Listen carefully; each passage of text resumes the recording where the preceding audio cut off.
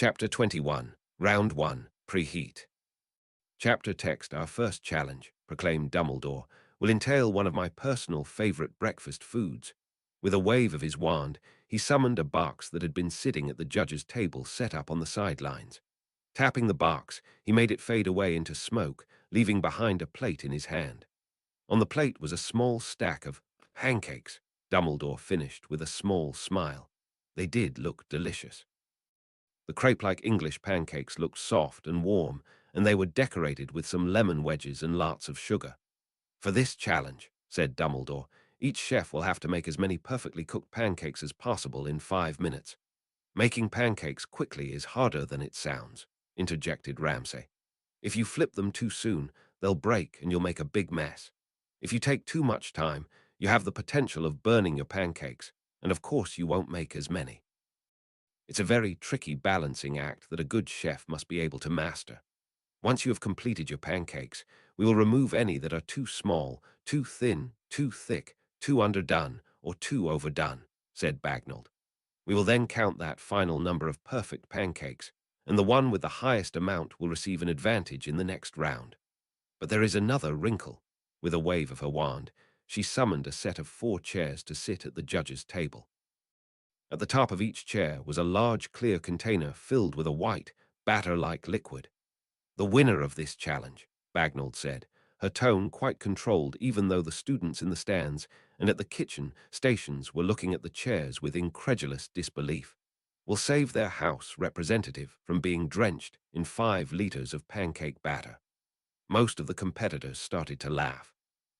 Anna tried desperately to stifle her giggles behind her hands, while Carlin burst out into full laughter. Hufflepuffs, Ramsay said, putting on a tone of mock fragility. While you're making your pancakes, please consider how much work I put into my hair every morning and how much that batter could ruin it. Both the stands and the chefs laughed. My robes are made of elf-sewn velvet, Slughorn said, giving the Slytherin girls an over-the-top pout that even seemed to make his silver mustache droop. And they match my eyes just so. Everyone laughed a little harder.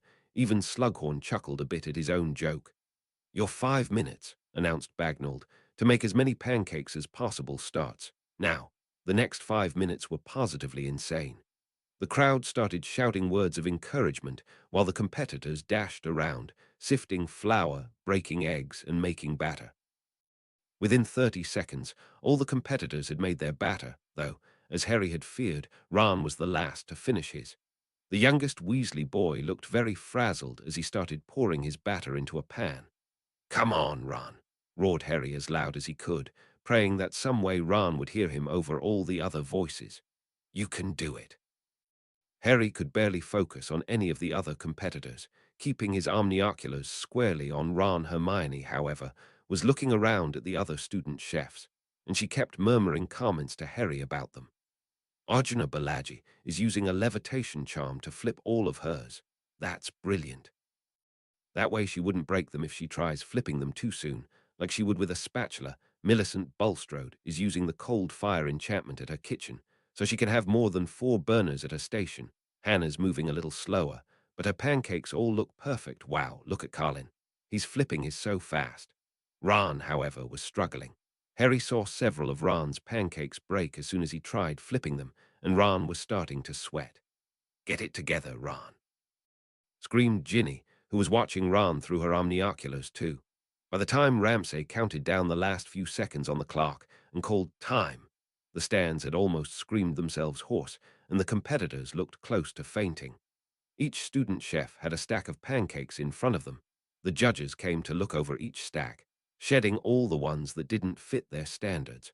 Arjuna's impressive stack of pancakes was left untouched. Poor Owen Caldwell had half of his stack taken out for being too small. When it was Ron's turn, Dumbledore looked over his stack, noticeably smaller than the others, and then proceeded to take 1, 2, 5, 8. Harry's mouth dropped open in fury. What is he doing? They must be underdone, said Hermione, and she also looked very upset. The Gryffindors started to yell and boo angrily as Ron's stack shrunk. By the time Dumbledore was finished, Ron only had 2 lone pancakes left on his plate, and he looked close to tears. Dumbledore, noticing Ron's upset, placed a hand on his shoulder and whispered some words that looked like they had to be comforting. Ron, however, was numb, unable to be comforted in the least, as Dumbledore swept back to the judges' table. The judges commiserated amongst themselves. "The most pancakes I counted," said Ramsay, "was from Hannah Abbott, 11 pancakes.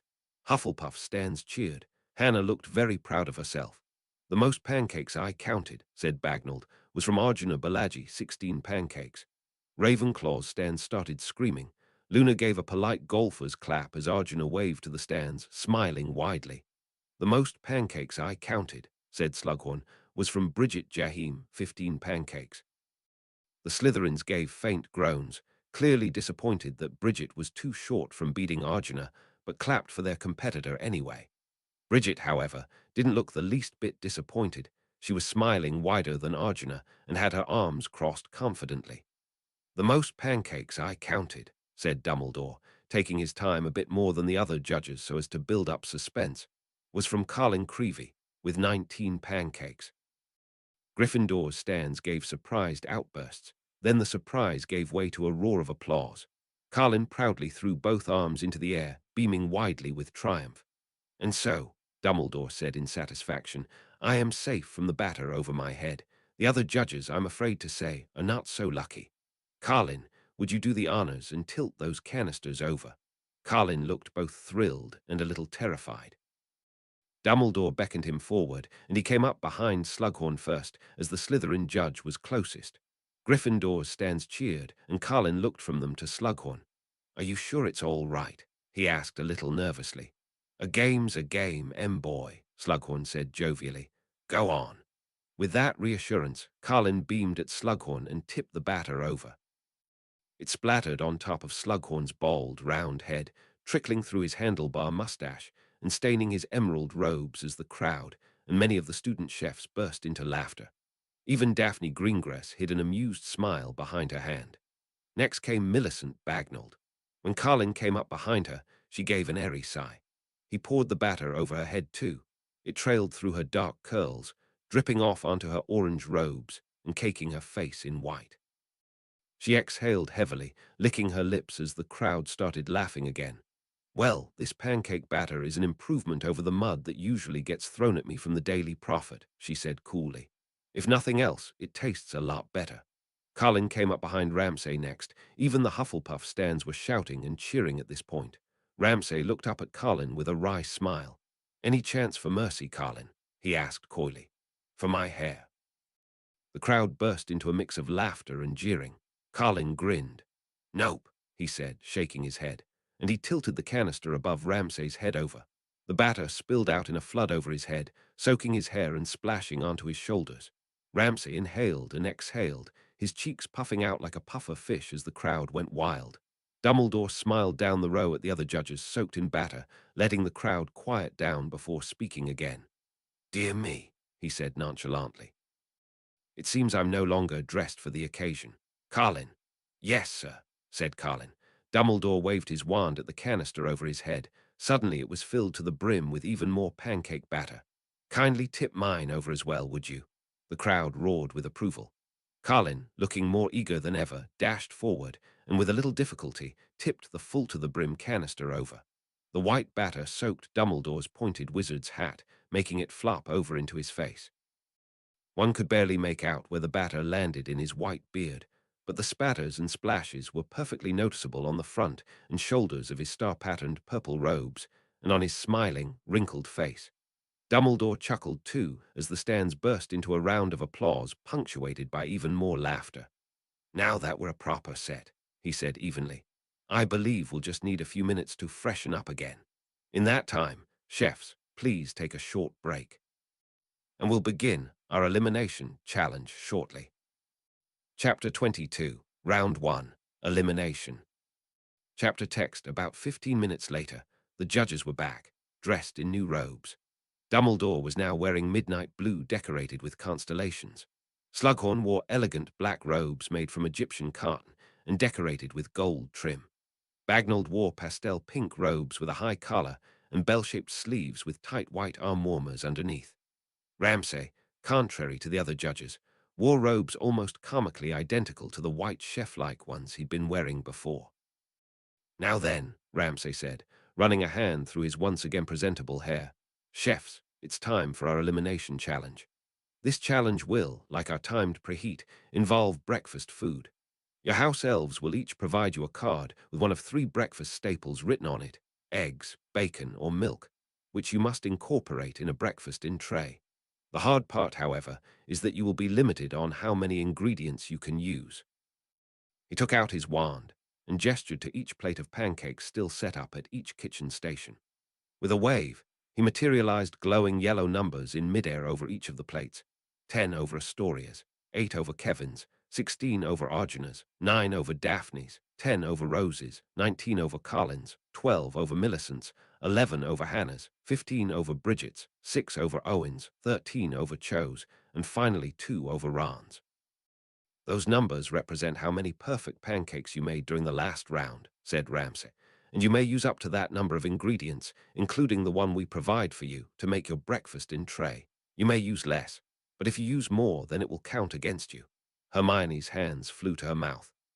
But that means Ron can only use 2 ingredients in his next dish, shouted Ginny, looking both horrified and outraged. How is he supposed to make anything with just 2 ingredients, especially if one of them is already assigned to him? Down in the pitch, Ron had gone as white as a sheet. At the end of this round, continued Ramsay, 2 of you will be leaving the competition. You will have 1 hour to complete your dish, said Slughorn. Your time starts now. All of the student chefs turned to their elves, looking over the cards they were given. Bridget looked up from her card to Hardy the house elf, quickly listing off everything she was going to need. Colin ran to take out a mixing bowl, a pan, and a couple dozen cooking utensils, while also chattering with Kwabai about his in-tray idea. Ron, however, didn't immediately run to start making his dish. Instead, all he could do was stare at his card, likely reading it over and over as he tried desperately to think. He's panicking, Harry muttered, and he swore under his breath. Racking his brain, he tried desperately to think of something. He had to snap Ron out of it. He had to remind Ron that he could do it, like he did with the Quidditch match. The memory triggered a thought in Harry's brain. The idea quickly taking root, he opened his mouth and abruptly started singing at the top of his lungs. Weasley can save anything. His loud, off-key voice made Hermione turn and gawk at him. Through a thick blush, Harry pressed on. He never leaves a single ring. That's why Gryffindors all sing Weasley is our king. A few other Gryffindors turned around to stare at Harry. Quickly figuring out what Harry was doing, Ginny joined in, shouting the song just as badly. Weasley is a gem within. He's true and loyal to his kin. Hermione and Luna jumped in, sounding just as awful. Weasley will make sure we win. Neville, Seamus, and Dean, who'd been sitting close by, helped out too. Weasley is our king. Soon all the other Gryffindors were catching on. Song started to bubble up over the crowd, starting off rather quiet, but then rising to a roar loud enough that everyone could hear it with perfect clarity, including all of the student chefs. Weasley can save anything. He never leaves a single ring. That's why Gryffindors all sing Weasley is our king. Weasley is a gem within. He's true and loyal to his kin. Weasley will make sure we win. Weasley is our king. Weasley is our king. Weasley is our king. He didn't let the quaffle in. Weasley is our king.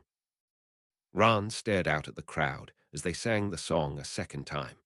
His eyes rippled with emotion and disbelief, unable to believe what was happening. And then he realized there was another voice that had jumped in too. He turned around and saw that Colin, who was in the middle of mixing various ingredients in a bowl at his station, was also singing the song through a big grin, while also giving a thumbs up. His heart fluttering in response to the encouragement, Ron gave Colin a small smile and a thumbs up in return. Colin stopped singing and went back to cooking, and Ron hurried to grab a small bowl and a whisk from the cabinet and turned to Darby, commiserating over ingredients. His flurry of activity made the Gryffindors cheer, and then finally quiet as all the competitors started to cook. As the end of the hour approached, all the students were hard at work. Astoria had accidentally burned a piece of her hair while trying to cook her breakfast bread pudding faster using magic.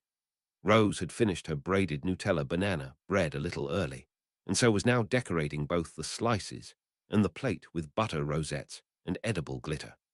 Kevin had not only made a delicious-looking breakfast pie with a bacon lattice crust, but he was also rushing to make a homemade maple syrup glaze that he could layer on top.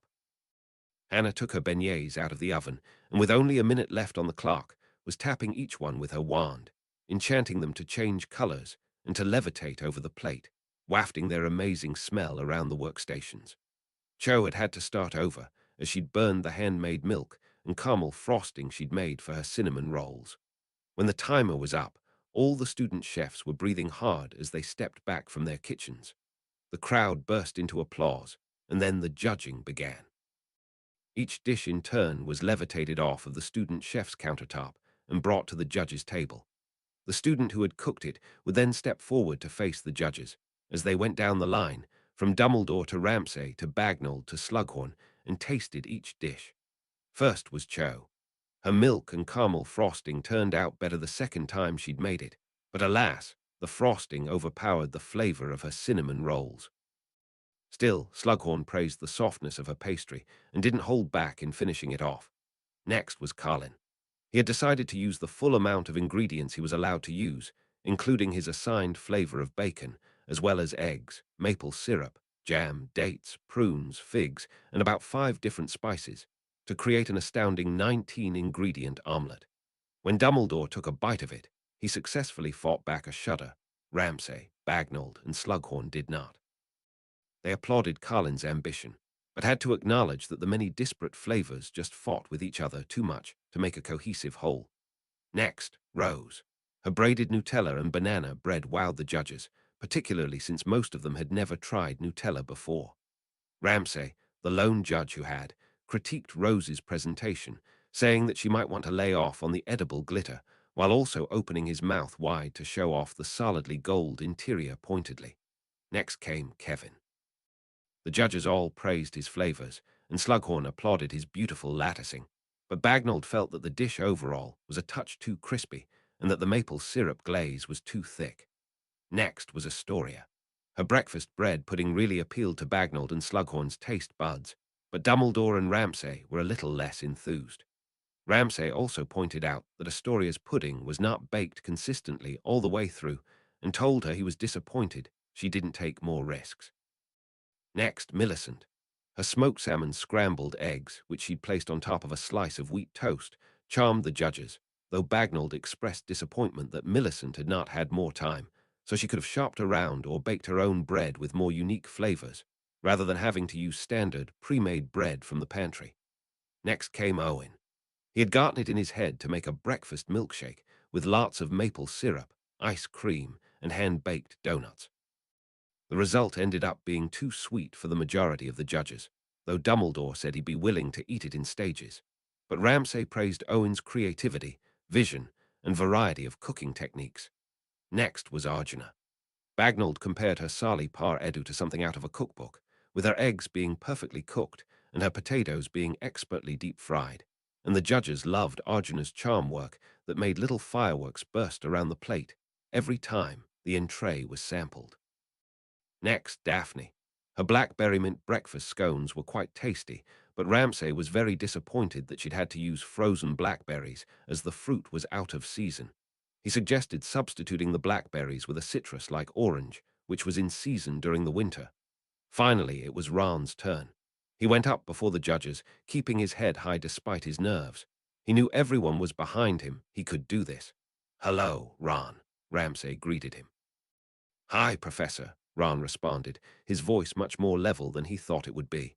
"Can you tell us, please, what ingredient you were assigned, how many ingredients you were allowed to use, and finally what you've made for us?" Ron took a deep breath. "Well, I was assigned eggs, and I was only allowed to use 2 ingredients, so I've made for you bacon and eggs 3 different ways. The first is a hard-boiled egg with a grilled bacon filling. The second is scrambled eggs with bacon bits. And the third is a modified toad-in-the-hole with a sunny-side-up egg inside of an engorged slice of bacon." As the judges sampled Ron's dishes one by one, their expressions were thoughtful. Finally, Dumbledore spoke. "Ron, you, more than any other competitor today, had the steepest mountain to climb," he said solemnly. "Your disappointing display in the preheat placed you at a distinct disadvantage, with you only being allowed to use 2 ingredients in your dish. However," he smiled, "you handled that disadvantage very well." Ron exhaled in immense relief. Thank you, sir. Ron, is it? Asked Bagnold. Tell me, how did you put your grilled bacon filling into your hard-boiled egg? I transfigured it, Ron answered eagerly. I used a switching spell and supplemented the egg yolk with the bacon. Minerva McGonagall should be very proud indeed, boomed Slughorn. And using an engorgement charm on your bacon to make it big enough to hold the sunny side up was a lovely idea. Excellent use of magic. Ramsay nodded politely to Slughorn and then turned to Ron. I will admit, Ron, that without any additional ingredients, your flavors are quite bland. This dish is not up to par with the rest in this competition. But considering your limitations, you performed admirably. Ron nodded. Thank you. He walked back to his station, too overwhelmed to hear the cheering of the Gryffindors or even to focus on the critiques made on the rest of the participants' dishes. The judges had been impressed with what he had done, but would it be enough to save him from elimination? After the last dishes had been reviewed, the judges talked amongst themselves for about 10 minutes. Then they came out from behind their table and addressed both the crowd and the student chefs, who stood in a line just in front of the stands awaiting the results. My dear chefs, all of you performed very admirably in this first round, said Slughorn. You should be very proud of what you have accomplished here today. But some of you more than the others thoroughly impressed us. Those chefs are Rose. Rose gave a quiet little squeal of joy, jumping up and down twice like a giddy kangaroo. Bridget grinned, her pearl-white teeth gleaming as she glanced at her fellow Slytherin competitors standing on either side of her. Arjuna's lips spread into a proud smile, and she inclined her head politely to the judges. And Hannah clutched her heart with both hands, her eyes closing in relief and excitement. Of those 4 chefs, however, only one can win this opening round, Slughorn added with a wag of his finger. That chef is. The Ravenclaw, Hufflepuff, and Slytherin stands all sat stock still, awaiting the answer. The 4 girls also looked like they were on tenterhooks. Arjuna. Ravenclaw's stands burst into cheers and applause. Arjuna beamed, and she waved up to her classmates as if she were in a beauty pageant. Congratulations, Arjuna, Bagnold said proudly. Your Sali Par Edu was flawlessly executed, with every piece of the dish deliciously prepared. I think even a full-grown chef would have trouble doing better. She then turned to the remaining 8 student chefs. Some of you have also more than proved your worth this round enough that we feel very comfortable in you proceeding. Those chefs are Millicent. Millicent exhaled quietly, her eyes sliding closed as she bowed her head. Kevin beamed from ear to ear. Clasping his hands together, he mouthed, "Thank you," to the judges. Daphne relaxed, her lips curling up in a faintly relieved smile. And Cho covered her face with both hands, clearly trying to pull herself together. That leaves, said Ramsay. Astoria, Owen, Carlin, and Ron, please step forward. The 4 took a step forward, away from the remainder of the chefs. Ron glanced out the corner of his eye at the others.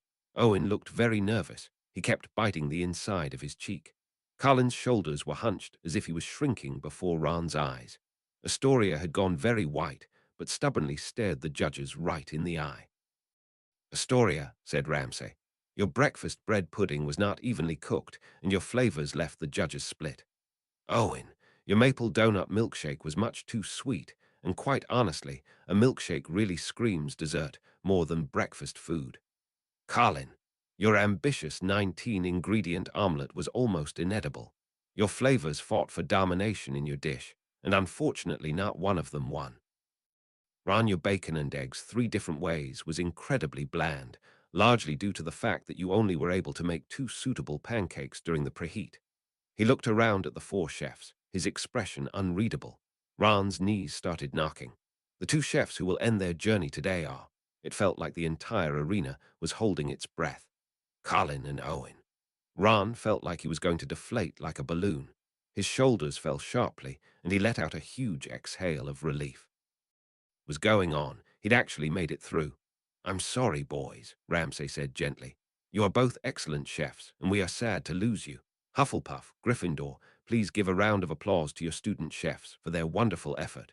The students in the stands started to clap. Astoria whispered something kind to Owen, and he smiled politely and thanked her. Ron glanced at Carlin and saw that the poor boy was fighting back tears. Ron instantly felt ashamed of himself for how relieved he'd felt. With only the faintest hesitance, the Gryffindor prefect took a step toward Carlin and grabbed hold of his shoulder. The younger boy looked up, startled. "I'm really sorry, Carlin," Ron muttered lowly, squeezing Carlin's shoulder. Tears flooding his eyes, Carlin nonetheless beamed at Ron. He sniffed. "It's okay, it's just, I kind of blew it, that's all." "You did not," Ron argued. "You made more pancakes than any of us." "Yeah, but that advantage I got for it." "I didn't use it right," Carlin mumbled. "You had no advantage. You had the biggest disadvantage of all, and you made your dish work anyway. Doesn't matter how fast I can flip pancakes if I can't get my flavors right." "You'd have done better if you had another chance," Ron said stubbornly. Carlin's smile broadened as tears streaked down his face. Then he stepped forward and actually gave Ron a hug, which the older boy accepted after he'd successfully gotten over his surprise. The Gryffindor stand started clapping a little louder, and a few people even cried both Carlin and Ron's names. "Looks like you'll be the only Gryffindor left," Carlin whispered in Ron's ear, his tone bright even through his tears. "So go get M, okay?" Ron patted the younger boy on the back. "Okay." Ramsay smiled at the two of them before facing the applauding crowd again. "The next round with our top 10 chefs will take place right here, a week from now. Please show your student chefs your support before they face their next challenge, and we look forward to seeing you then." Chapter 23. The Invitation. Chapter text. Over the next few days, all the students of Hogwarts were chattering breathlessly about the first round's results, as well as what they thought might happen next. Some people even started theorizing and placing bets about whom they thought would be eliminated in the next round. Arjuna Balaji quickly became the favorite to win the competition.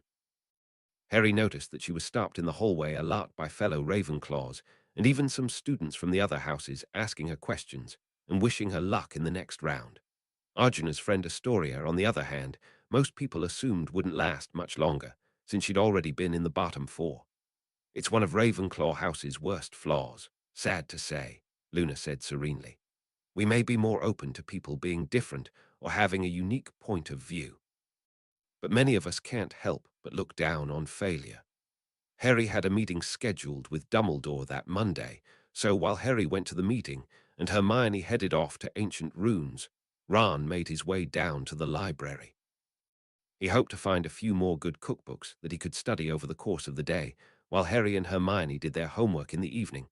And hopefully, since so many of the younger classes were still in session, he'd beat the rush of fifth-year students going to the library to study for their owls. When he reached the library, Ron shuffled through the rows to the section that housed all the magical cookbooks. When he got there, however, he found someone else already perusing the titles. It was Cho. She turned at the sound of his approach. When they locked eyes, they immediately looked away in discomfort. "Hello," Ron mumbled. "Hello," Cho replied back stiffly. An awkward silence fell between them as they scanned book titles, occasionally slipping one out to get a better look. Ron and Cho had never particularly gotten on. Not only was Cho Ron's best friend's ex-girlfriend, but also Ron and Cho's first real interaction involved Ron getting up in her face about her favorite Quidditch team, the Tutshill Tornadoes. And of course Cho was the Seeker on the Ravenclaw team, meaning she frequently opposed Harry, who was the Gryffindor Seeker. At one point Ron reached for a book, but Cho reached it first. "Sorry," he mumbled as he let her take it. She didn't answer. The silence between them lengthened from 1 minute to 2. Ron stubbornly wanted to stay quiet, but the twitchy uneasiness got to him after a while, so finally he broke down and looked up from the book he'd buried his nose in. "Good job in the last round," he said awkwardly. "Your cinnamon rolls, they looked great." Cho looked up from the book in her hands, taken aback. Her gaze then slid back to the pages. "Thanks." Silence fell again. After another few minutes, Cho took a turn to break it. "You did pretty well, too. I don't know what I would have done if I'd only been allowed to use 2 ingredients." Ron's ears went pink. "Ah, well, I just did what I could." Once again the two went quiet, but the discomfort was very, very slowly ebbing away now. The two flipped through several more books, making their own stacks to check out side by side, with Ron towering over Cho's more diminutive frame. "Did you want to get your cookbooks before the crowds came too?" asked Ron. "Yeah," said Cho. "Owls and newts coming up. The library just gets so swamped I can never focus when it gets like that." Hermione can't either, said Ron with a fond smile. A second later, he realized he shouldn't have said that. Hermione and Cho got on even less than they did after the whole DA debacle, and he very quickly tried to backpedal. I mean, it's all right, Cho cut him off, though the coolness of her tone said otherwise. She's one of your best friends, you can't help but bring her up. Like Harry, Ron's stomach squirmed uncomfortably. Having no idea how to respond, he looked down at his book again, and the awkward silence congealed once more. After another minute or two, Cho closed the book in her hand with a quiet snap and turned to face Ron more fully. Ron, why did you decide to enter the contest? The question surprised Ron. I'm just curious, Cho continued thoughtfully. I've been hearing a few things about the others and why they're in. Arjuna's been winning cooking competitions. Since she was 5, Bridget's mum apparently owns her own restaurant, and they're both sort of struggling to make ends meet. I even heard that Astoria might be trying to rent her own place. I guess I'm wondering if having something to work hard for plays any role in who succeeds and who doesn't. Ron considered Cho thoughtfully. Then, licking his lips, he took a deep breath. Well, I guess I mostly did it for my mum. She's the cook of the family, not me. She's cooked everything for us: breakfast, lunch, dinner, birthday cakes, Christmas fudge, chocolate Easter eggs, every day for my entire life. Sounds like she could be a chef herself, commented Cho with a small smile. Yeah, Ron agreed. The first thing I thought was how she'd win the contest like that if she could enter. But she can't, so I figured I'd do it. She's wanted to take the whole family to Hell's Kitchen for ages, but well, there'd be no way we could afford it, he finished as an uncomfortable mumble, his eyes falling to the floor. Cho nodded mutely, taking in Ran's answer slowly. She glanced back at the bookshelves, her black eyes running absently over the bindings. I want to commission a memorial for Cedric, she admitted quietly. Ron looked up at her, visibly startled. His blue eyes then softened slightly as he closed his cookbook and slipped it under his arm. The prize money would cover that pretty nicely, huh? Who bowed her head. Yeah, I want to put it here at Hogwarts, where everyone can see it, even though I know he's gone, and it is getting easier day by day to remember all the wonderful times we had together and not just focus on the bad. I want everyone else to do the same. I want everyone to remember him. You really cared about him, didn't you? Ron said quietly. Yes. Ron bit the inside of his lip, looking deep in thought. Then he offered Cho his best, though still faintly self-conscious smile. I think that's really cool what you want to do. I really hope you get to make it. Cho smiled slightly in return. Thanks, Ron. You know, you're really quite a nice guy sometimes, even if you have no taste in Quidditch teams. Ron scowled, but it was in pretty good humor all the same. Cho picked up her stack of cookbooks and strolled past him, tossing her long black hair over her shoulder as she went. Good luck in the next round, she called over her shoulder. You too, Ron called back. Madame Pince abruptly poked her head around the closest bookcase and, glowering fiercely, gave a loud shhhh. Ron winced embarrassedly. Hess, sorry. Not long later, Ron headed back to the common room, holding a stack of about 5 cookbooks under his arm. He weaved through the students bustling down the corridors, stopping just momentarily to smile at the few people who waved to him or wished him luck in the next round.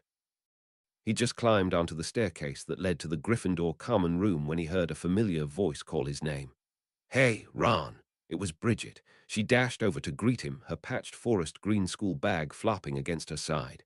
Bridget, hi, Ron greeted her. Bridget gave him a big white grin. Nice job in the last round. Ron gave a self-conscious laugh. Shouldn't I be saying that to you? Oh, sure, laughed Bridget. But I think saying it to you is still appropriate. Using a switching spell with your hard-boiled egg was pretty brilliant. I guess, Ron said self-effacingly. But come on, using bacon and maple syrup to make breakfast meatballs, that's the real brilliant thing. Bridget gave Ron a light punch to the arm, smirking broadly. You really need to learn how to take a bloody compliment, Weasley. Ron laughed a little more fully. Anyway, I wanted to talk to you, Bridget said more straightforwardly. Hannah Abbott and I are organizing a bit of a get-together down in the kitchens tomorrow night so we can swap recipes and practice before the next round.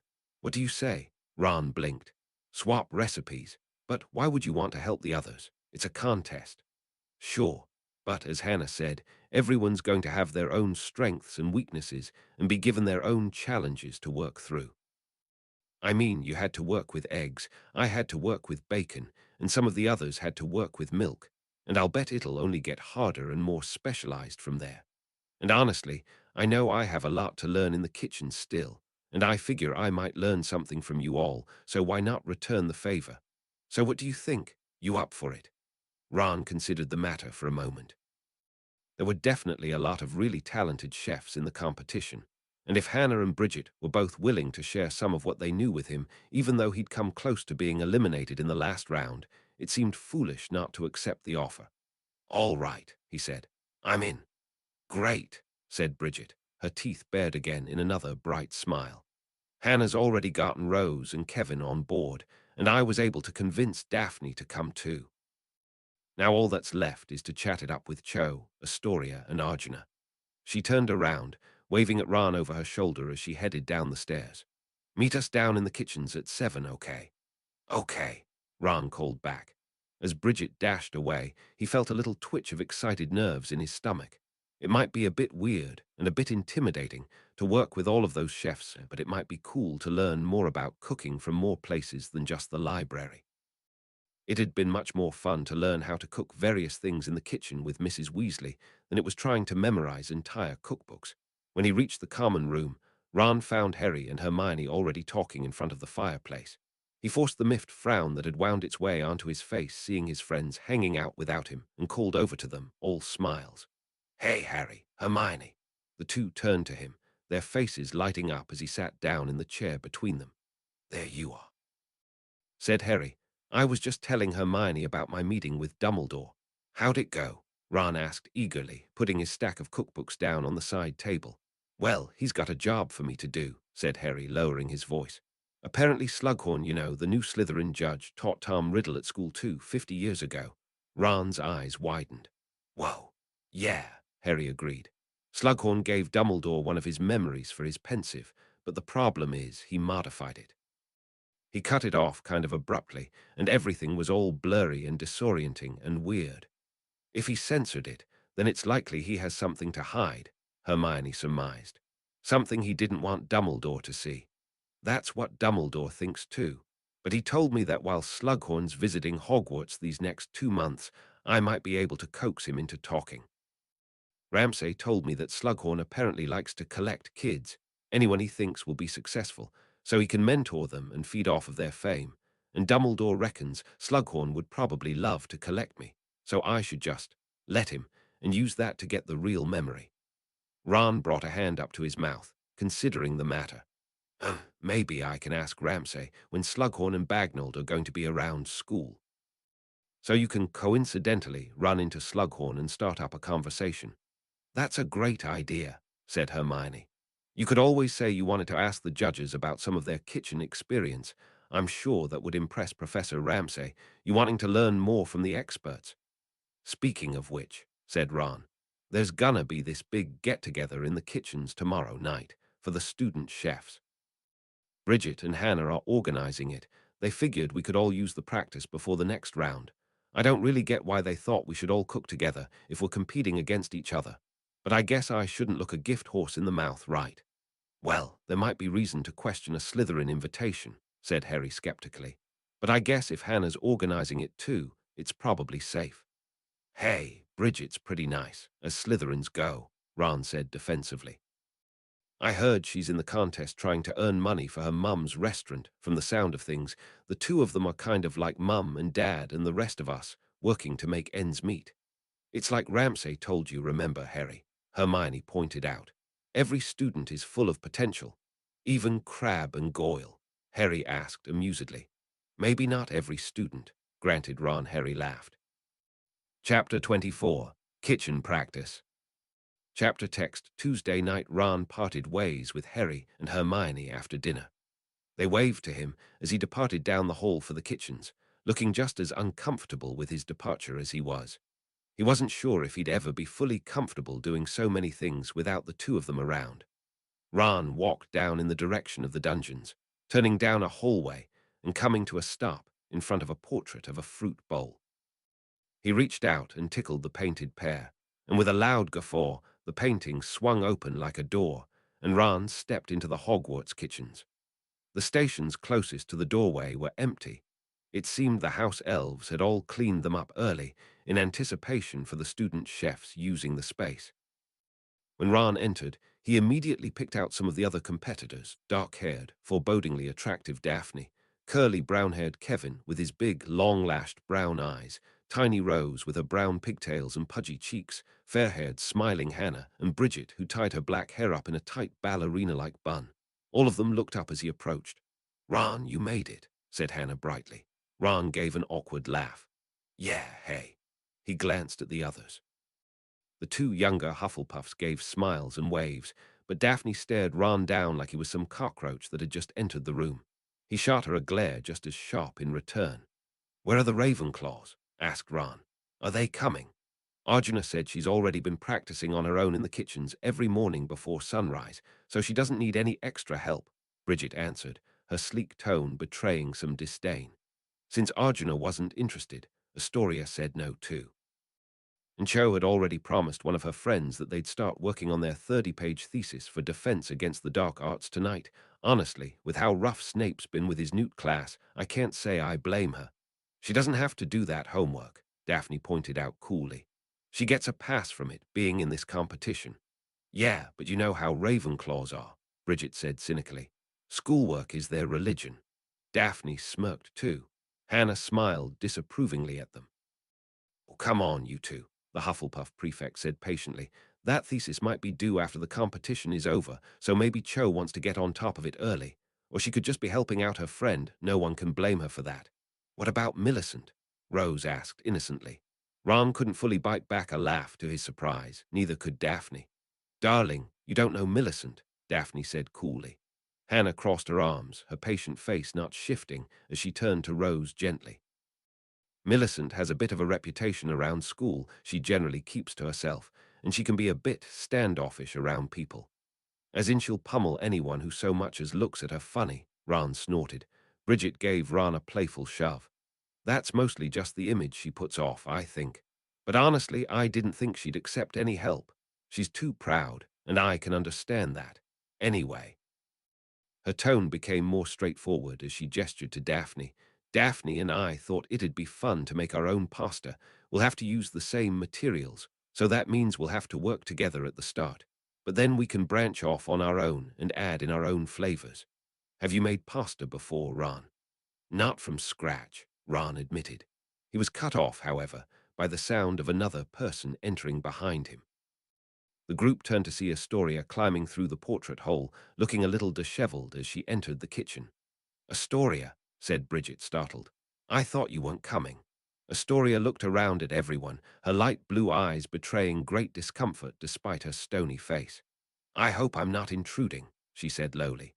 Her gaze lingered a little longer on Daphne, who stared her down with just as flinty of an expression. "Of course not," said Hannah warmly, and she rushed forward and grabbed Astoria's hand, pulling her forward. "We're glad you changed your mind. Come on, we were just about to start on the pasta."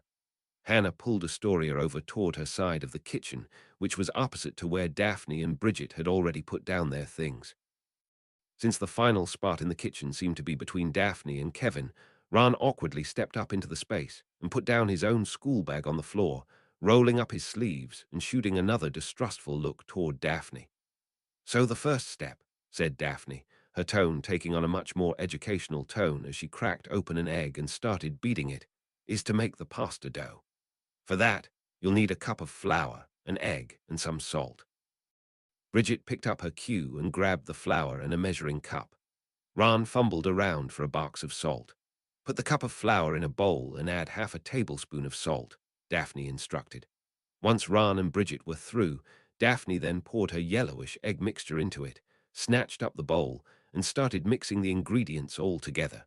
It was amazing how ferociously she mixed, despite her apparent lack of strength. "Bridget, I'll need a floured surface once this is done," barked Daphne. Not the least bit offended by her blunt orders, Bridget put down some wax paper and lightly dusted it with flour. Daphne, meanwhile, kept mixing the dough, even though it was clearly becoming difficult for her. "Once you've mixed it, it'll be really stiff," Daphne huffed. "So you'll need a little bit of water to make it malleable enough to mold. Weasley, get that, will you?" Frowning slightly at her derisive tone, Ron nonetheless grabbed the measuring cup and dashed to the faucet, filling it halfway with water. Just a little, Daphne warned him, as he raised the measuring cup over the bowl and made to pour some in. Just a little, stop, just that. Ron withdrew the cup of water, and Daphne put the mixing bowl down on the counter. She then started taking the dough out of the bowl in both hands, bringing it in pieces down onto the floured countertop. Now the most important thing about making pasta, she dictated, as her hands worked at the dough, is to do it quickly. If you dawdle, then the pasta dries out. She grabbed a rolling pin and started flattening the mound down into a thin sheet. She even once used her wand, which she had skewered neatly through her bun like a hair accessory, to stretch the batter out in midair. You can either use a roller to smooth it out, or you can use magic to stretch it like this, extend an alata. Just make sure you flick your wrist and trail it down the dough as it spreads out. Be careful not to stretch it too far, or the dough will break. Depending on the kind of pasta you're making, you'll want a different thickness. But for this, I'm doing angel hair, so my sheet will be very long and very thin. From there, you can either stick this in a pasta maker that will cut it up, or you can use magic to do it yourself with a severing charm. The severing charm's incantation is Defindo, another voice quietly cut in. Daphne shot a fierce glare at Astoria. The younger Greengrass sister's blue eyes were on Rose, who had looked a little confused. I don't need your help, Daphne snapped. Astoria looked up at her sister, her blue eyes faintly wounded despite her otherwise stoic expression. She was just explaining it to Rose, Daphne. Hannah tried to soothe her. Rose probably hasn't learned the severing charm yet. I can more than cover that on my own, Daphne cut her off coldly. If Rose wanted me to explain, then she could have asked. Astoria just wanted to help. Kevin tried to placate Daphne too. As I said, I don't need help, especially from her. Astoria looked away. Ron recognized something in her posture that he'd only ever seen in one other person before. For a moment, he was reminded of Neville whenever he had to bite his tongue and endure Draco Malfoy's bullying. The memory made Ron turn on Daphne with a fierce look. "What's your deal?" he demanded. Daphne turned to him coldly. "Excuse me. All she thought to do was give you a hand, and all you can think of doing is biting it off," Ron snapped. "So what if you don't need help? She was still doing you a favor." "She didn't think I could handle it on my own," Daphne shot back, her tone contrasting Ron's by going both quieter and colder. "She was being nice. Not that you deserve it, clearly. Shut it." Everyone turned to Astoria. Her blue eyes were blazing as they stared down both Ron and Daphne. "Clearly I shouldn't have come at all," she said quietly. "I'll go now." "No," Hannah pleaded desperately, even as Astoria grabbed her things. "No, Astoria, don't do that. Astoria, stop walking and listen to me, or I'll leg-lock you where you stand." Everyone turned to Bridget, who had taken her wand out and was pointing it at Astoria. The younger Greengrass stopped, looking back at Bridget with an unreadable expression. "If you don't care about winning the competition and getting the prize money, then go on, clear out," said Bridget, and her quiet yet clear tone was cutting. "But you're in no place to claim that you can win on your own when you were in the bottom 4 last week." Bridget then turned to Daphne, her black eyes just as spiteful. "Something you just barely avoided. We all have our reasons for doing this competition. I frankly don't care to know what yours are, but I know we're all working for something. And I know that each of us has our own strengths. And if you all just bicker and snipe at each other, you'll be chasing your pride and not what's in your best interest. I know I need to learn how to cook things with magic if I'm to survive in this competition. I know Ron needs to learn how to make a perfect pancake. I know you wanted to learn how to use a switching spell to place one food inside another, Daphne," she added with a snide smirk. Ron looked up, surprised, just in time to see Daphne flush. "I know it's weird to ask for help from the people we're competing against," Bridget said coolly. "But if we all ask each other about the things we need to learn, and we share our knowledge with each other, then we'll all be a step ahead. You scratch my back, I scratch yours, you know." "Right," Kevin cut in at this point, his tone much lighter and more positive than Bridget's. "This competition won't mean anything if we're not on an equal playing field.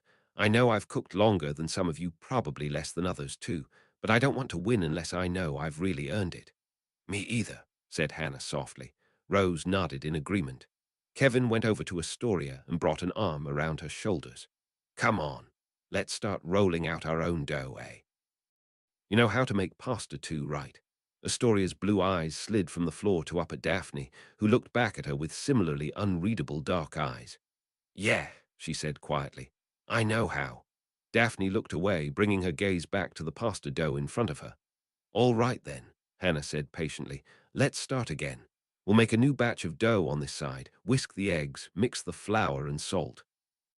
As the chefs on the other side started making their own batch of dough as per Daphne's instructions, Ron turned to the elder Greengrass. You really wanted to learn about how to switch foods into other ones. Daphne kept her back turned and gave a loud huff, trying to obscure her embarrassment. It was a clever trick, what you did, she said moodily. I figured it'd be a good shortcut in making my chocolate liqueur lava cake. Ron considered this. Supplementing the cake center with the chocolate and liqueur filling so you don't have to put the cakes together in stages. That's a cool idea. Daphne turned to look at him, her dark eyes rippling with cool scorn. Well, if you'd like, I can show you, Ron said awkwardly. I mean, it's really just a standard switching spell, honestly, though you have to make sure you can visualize the interior of whatever you're switching the food into so that you get everything you want out and not leave any residue. Here, let me show you. He grabbed one of the eggs out of the carton, as well as a fistful of flour. Bridget curiously looked on over Daphne's shoulder.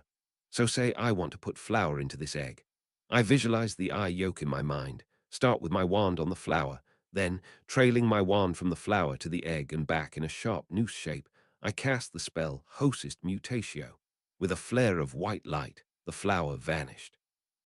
Ron then picked up the egg and with a tap, he emptied its new flour-white contents onto the counter. See, easy. Daphne's expression had cleared slightly, losing some of its condescension. Not bad, Weasley. Translation, she's impressed, Bridget said coolly. I did not say that, Daphne shot back prudishly. Of course not, but Gryffindors don't speak Slytherin. They're too dim. Ron smirked slightly despite himself. Oh, yeah. And yet it was a Gryffindor that figured out how to switch foods into each other, and not the Slytherins. Touché, Bridget answered with a laugh. Daphne smiled a bit too. Weasley, do you know how to make a shepherd's pie? Well, sure, Ron said, blinking in surprise. Doesn't everybody?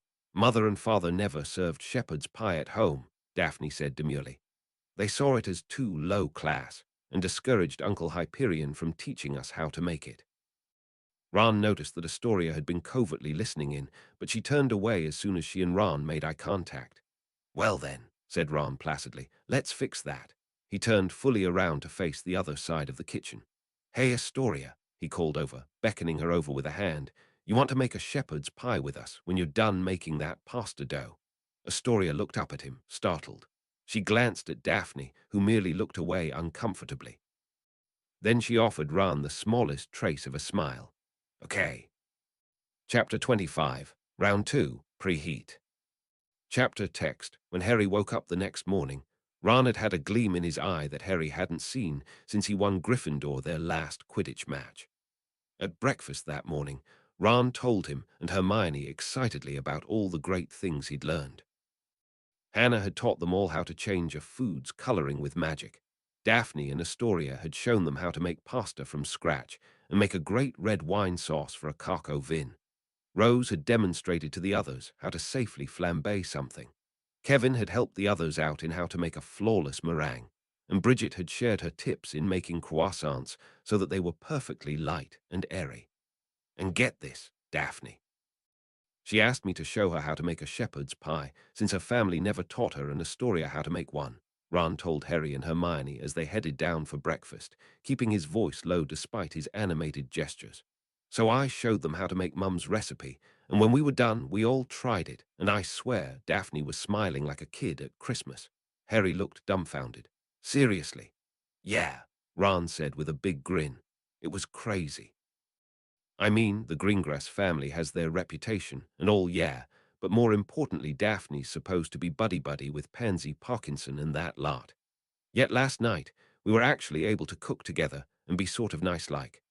Well, I suppose since Daphne has a sister in Ravenclaw, she's got to be a little more reasonable than some of the other Slytherins, said Hermione thoughtfully.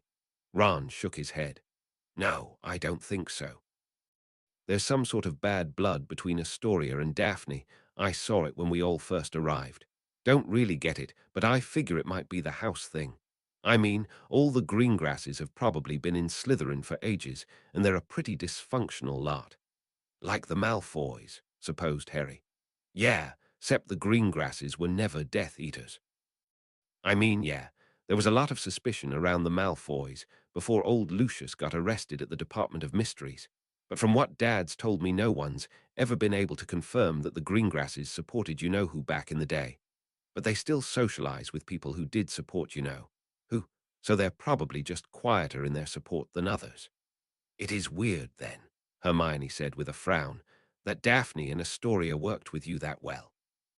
I mean, if their parents are friends with Voldemort supporters, Ron flinched at the name, but she ignored him, then they'd probably not like your family much, right? Once Ron had recovered enough, he nodded in agreement. Right, and Bridget and Rose are both Muggle-born too.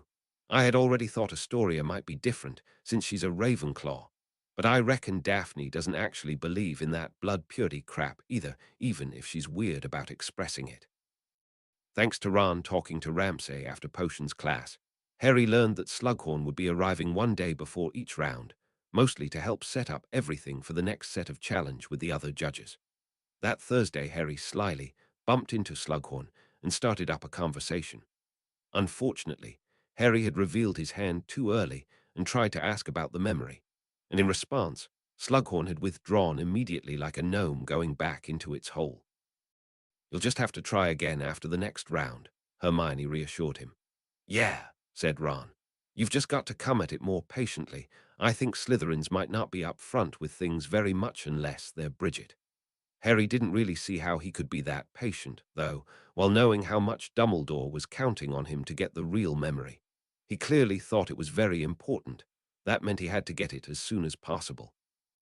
Fortunately, Harry didn't have to worry too much about Ron in the next round.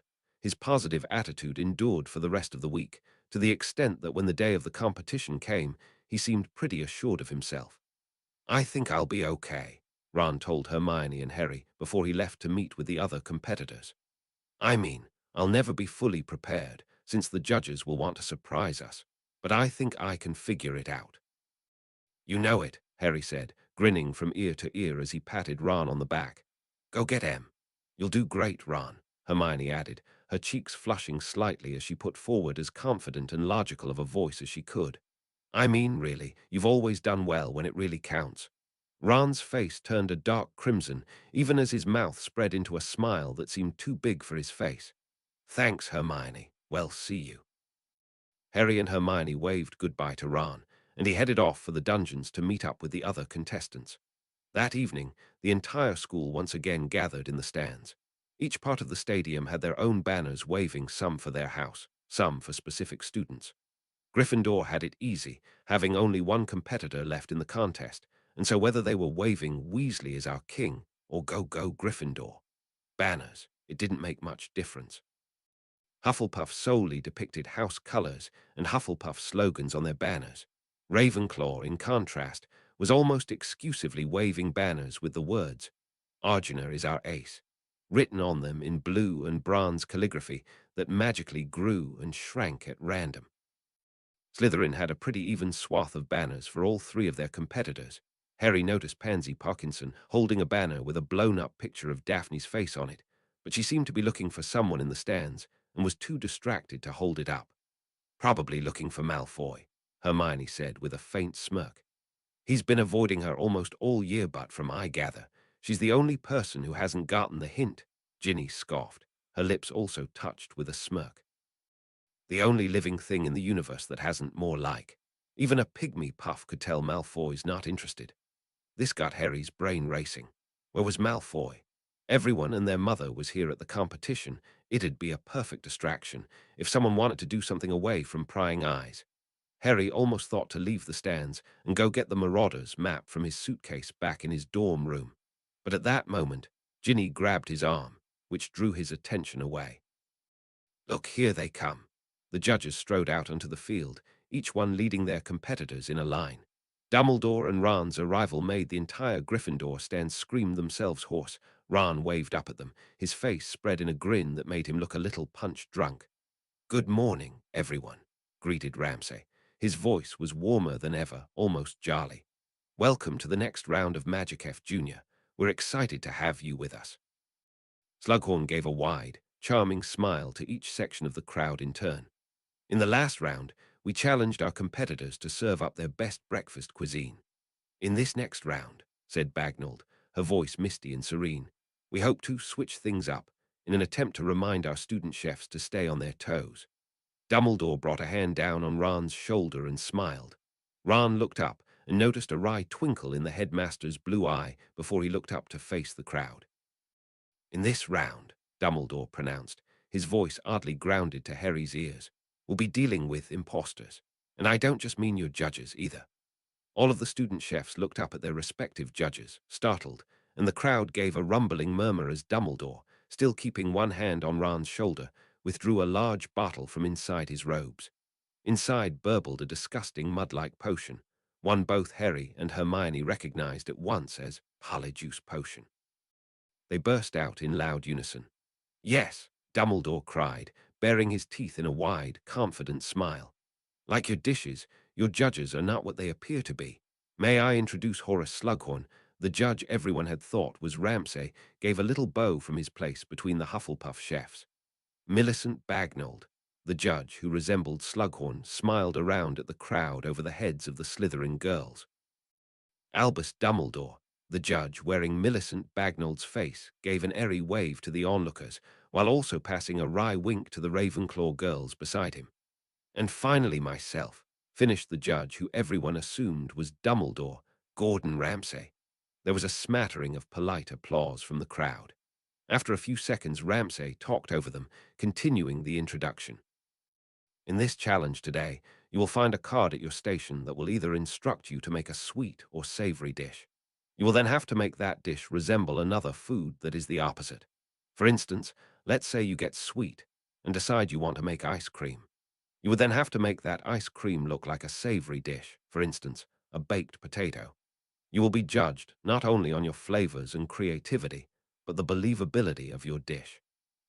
You will have 30 minutes to complete this challenge, and the winner will receive a rather helpful advantage in the elimination round," Dumbledore said, tossing some of Bagnold's curls over his shoulder casually. "Your time starts now." The student chefs all dashed to their stations like horses at a derby, and the crowd at once started cheering slogans and shouting encouragement as the contestants received their cards from their elf partners and got straight to work. This challenge went infinitely better for Ron than the first one, even though the pace was no less hurried. Like before, Harry kept his omnioculars squarely on Ron, while Hermione kept her eye on his competition. "It looks like Kevin's doing some sort of meatloaf. I think it's chocolate cake. Hannah is doing a pizza with white chocolate for the cheese and blended strawberries for the tomato sauce. That's clever. Wow, Astoria's almost done. They look like donuts, but I guess they can't really be donuts." Ron took a tall, round cake out of the oven, while also keeping one eye on something that looked like a sauce made of treacle that was cooking on the stove. It took Harry a while to figure out what he was doing, but by the time Ron had taken out his wand and started to etch a series of light grooves into his cake with a carefully controlled incendio charm, Harry figured it out. He turned to Ginny, his eyes lighting up. "Ron's making a," he started. "Yeah." Ginny cut him off, looking just as excited as Harry. When the 30 minutes were up, all of the student chefs, their energy once again spent, went up to face the judges one by one. The judges were still disguised as each other, but clearly had gotten tired of it already. "How in the world do you deal with this beard, Dumbledore?" Ramsay asked him irritably as he tossed the sheet of white hair over his shoulder to get it out of his way. "Such a bloody cumbersome thing." "It takes decades of practice, my dear Gordon," Dumbledore replied coolly. Kevin had made a meatloaf that was really a chocolate cake decorated with a red velvet cake-inspired sauce. Slughorn thought that the red velvet sauce was too sweet and suggested that a strawberry sauce would have improved it, but otherwise the judges liked Kevin's vision and flavors. Astoria had made frosted donuts that were in truth soft pretzels covered in a jalapeno cheese sauce that she'd charmed a light pink color. The judges were wowed by how realistic her donuts looked and praised her creativity, though Bagnold suggested that some sprinkles made of salt would have improved them. Cho had made an ice cream sundae, made of mashed potatoes, beef gravy, and a bacon cherry on top. The judges liked her flavor choices, but Ramsay had expressed disappointment by her lack of originality. After all, he had cited ice cream and potatoes before the round had even started. Rose had made candy corn, made of 3 different kinds of cheese and charmed different colors. Although Ramsay applauded her creativity, most of the other judges were not familiar with candy corn, it being a muggle sweet, and they had wished she'd maybe chosen another candy as her model. Then it was Ron's turn. When Ron came up before the judges, his heart was racing, but his posture was strong. "Hello, Ron," greeted Ramsay. "Hello, Professor Dumbledore," Ron answered back coolly. The Gryffindor stands burst into laughter. Dumbledore gave Ron a covert wink that looked bizarre on Bagnold's sophisticated face. Ramsay bowed his head, grinning from ear to ear as he tried to suppress his amusement before he raised his head again after a few seconds, still smiling widely. "Tell us what you've made for us." "Well," Ron started with a small smile, "since I didn't make you guys that many pancakes last week, I decided to make you a big stack of them today. This is a vanilla sponge cake with pieces of candied ginger baked inside that looks like a huge stack of American-style savory bacon pancakes, drizzled with a treacle sauce that is supposed to stand in for maple syrup." By the time Ron was finished, his pancake had gone from Dumbledore to Ramsay to Bagnold to Slughorn. The Slytherin judge, who still resembled Ramsay, took a bite and gave a jovial laugh. "Well, I must say, my boy, I am very impressed. This cake is positively scrumptious." Bagnold, who was still wearing Slughorn's face, nodded politely as Slughorn helped himself to another few bites. "The cake is wonderfully moist, and your design is quite clever. I particularly like the addition of the candied ginger as your bacon very inventive. I suspect you ran out of time before you could airbrush or enchant some coloring to the top," supposed Ramsay, "to make it look more golden brown, like the top of a real American pancake." "Yes, sir," Ron answered sheepishly. "I guess I took a little too long, carving out each pancake. Perhaps in the future, if you make this again, you can either make the cake a little shorter or just make the pancakes about half an inch thicker so you don't have to carve as many. Though I suppose if you do make this in the future, you likely won't have such a time constraint put upon you," Ramsay added, smirking slightly. "Excellent work overall, Ron. Well done." "Thank you," said Ron. He went back to his station, his face spread into a huge grin as the Gryffindor sang a rousing chorus of "Weasley is our king." As he walked away from the judges, Bridget walked up as if to take his place, and on the way up, she raised a hand into the air beside her.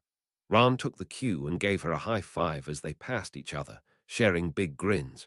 Most of the students in the stands started mumbling confusedly. "What's that about?" muttered Ginny, her eyebrows knitting together suspiciously. Harry was one of the few completely nonplussed by the action. Probably just congratulating each other, that's all. "Yeah, but why?" asked Ginny, still baffled. "I mean she's a Slytherin. Ron says Bridget's actually pretty nice for a Slytherin," said Hermione. "Nice or not, she's his rival in the competition," Ginny persisted, her brown eyes narrowing upon Bridget as the judges looked over her cake, which instead turned out to be a meatloaf covered in garlic mashed potatoes.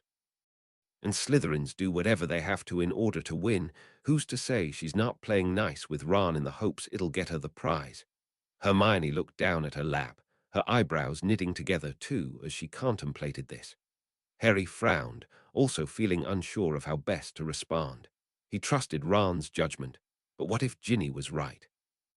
What if all of this stuff Bridget had done around Ron, being nice to him, inviting him to cook with her and the others, was really just some underhanded trick meant to lure Ron into a false sense of security? When the judges were finished, they once again discussed the results with each other, before facing the crowd once more. "Congratulations, student chefs," said Dumbledore. "Your food imposters were all very creative, inventive, and of course delicious." The dishes that were the most convincing, however, were made by Hannah. Hannah's clasped hands came up to rest over her beaming lips. Astoria looked startled and delighted. Arjuna smiled proudly, her black eyes sparkling. And Ron looked like he'd been hit over the head with a blunt instrument. His head shot around as he looking around at Darby and then at the stands, as the Gryffindors once again burst into song. Then he looked at the judges, his mouth spread in a huge open-mouthed grin and his blue eyes thrilled. Only one chef, of course, Dumbledore continued, may receive the advantage in the next round. That chef is. Everyone in the stands tensely shifted forward in their seats. Arjuna. The Ravenclaws all burst into cheers and applause. Arjuna waved at her supporters, her face touched by a demure smile. Arjuna, Slughorn spoke over the cheers of her classmates, your dessert kebab had so many different flavors, and you used magic to cook each fruit and cake you used to perfection. Congratulations, my dear. Once the cheers had quieted down, Ramsay spoke up. Now then. We'll take a 10-minute break, at the end of which the Polyjuice Potion's effects should hopefully have completely worn off, and we judges will be ready to initiate the elimination round. Prepare yourselves. This next challenge will be a doozy. Chapter 26, Round 2, Elimination. Chapter text when the judges returned, Dumbledore in mauve, Slughorn in midnight blue, Bagnald in lime green, and Ramsay in predictable chef's white. They stood in a line in front of the student chefs. All four of them looked infinitely more relaxed now that they resembled their proper selves again. In this competition, stated Ramsay, you have each had to prove your grit and talent, pulling out all the stops in an attempt to get ahead of your competition. In this challenge, however, that will change. Bagnald stepped forward and raised her wand. In stylistic swirls of wordless magic, she summoned tomatoes and basil leaves and hovered them in two batches in front of her for the crowd to see. Individually, one can be a unique, marvelous talent, she said, her tone rippling with weight, and in Harry's opinion, a touch too much drama. But when two talented people are paired together, that's when true magic can happen. In a tiny explosion of magical fireworks, the ingredients vanished, and with another summoning charm, Bagnald levitated a bowl of streaming tomato soup into the air. Today, chefs, you will be tested, she proclaimed with a wide smile that was stunning from all angles, by being partnered off in pairs of two, and as a team, having to make a delicious enchanted entree for us.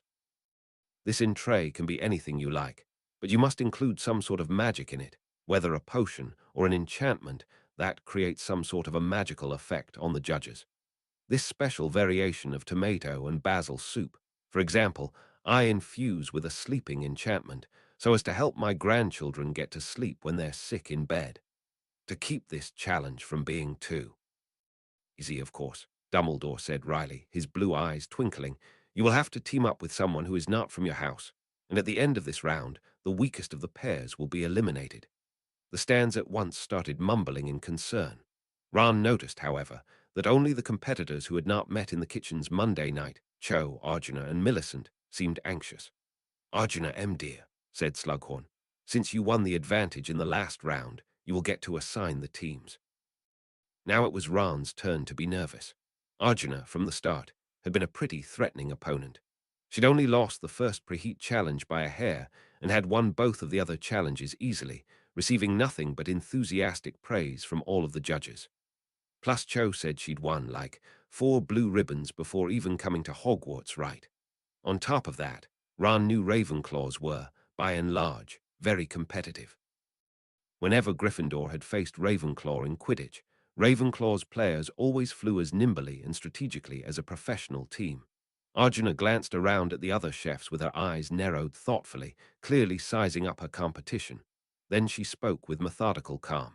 Astoria with Kevin. Astoria and Kevin exchanged a small smile. Cho with Daphne. Cho hesitantly glanced at Daphne, who returned her gaze with an icy, distrustful stare. Bridget with. Ron tensed up, hoping beyond hope. Rose. Ron's shoulders dropped. Rose smiled brightly at Bridget, who gave her a small wry smile in return. Ron, however, noticed that Bridget's eyes also flickered coolly toward Arjuna. And Ron with Millicent. Ron felt like his stomach had fallen out of his chest. The Gryffindor and Slytherin stands all immediately started booing and screaming angrily. What a cheat!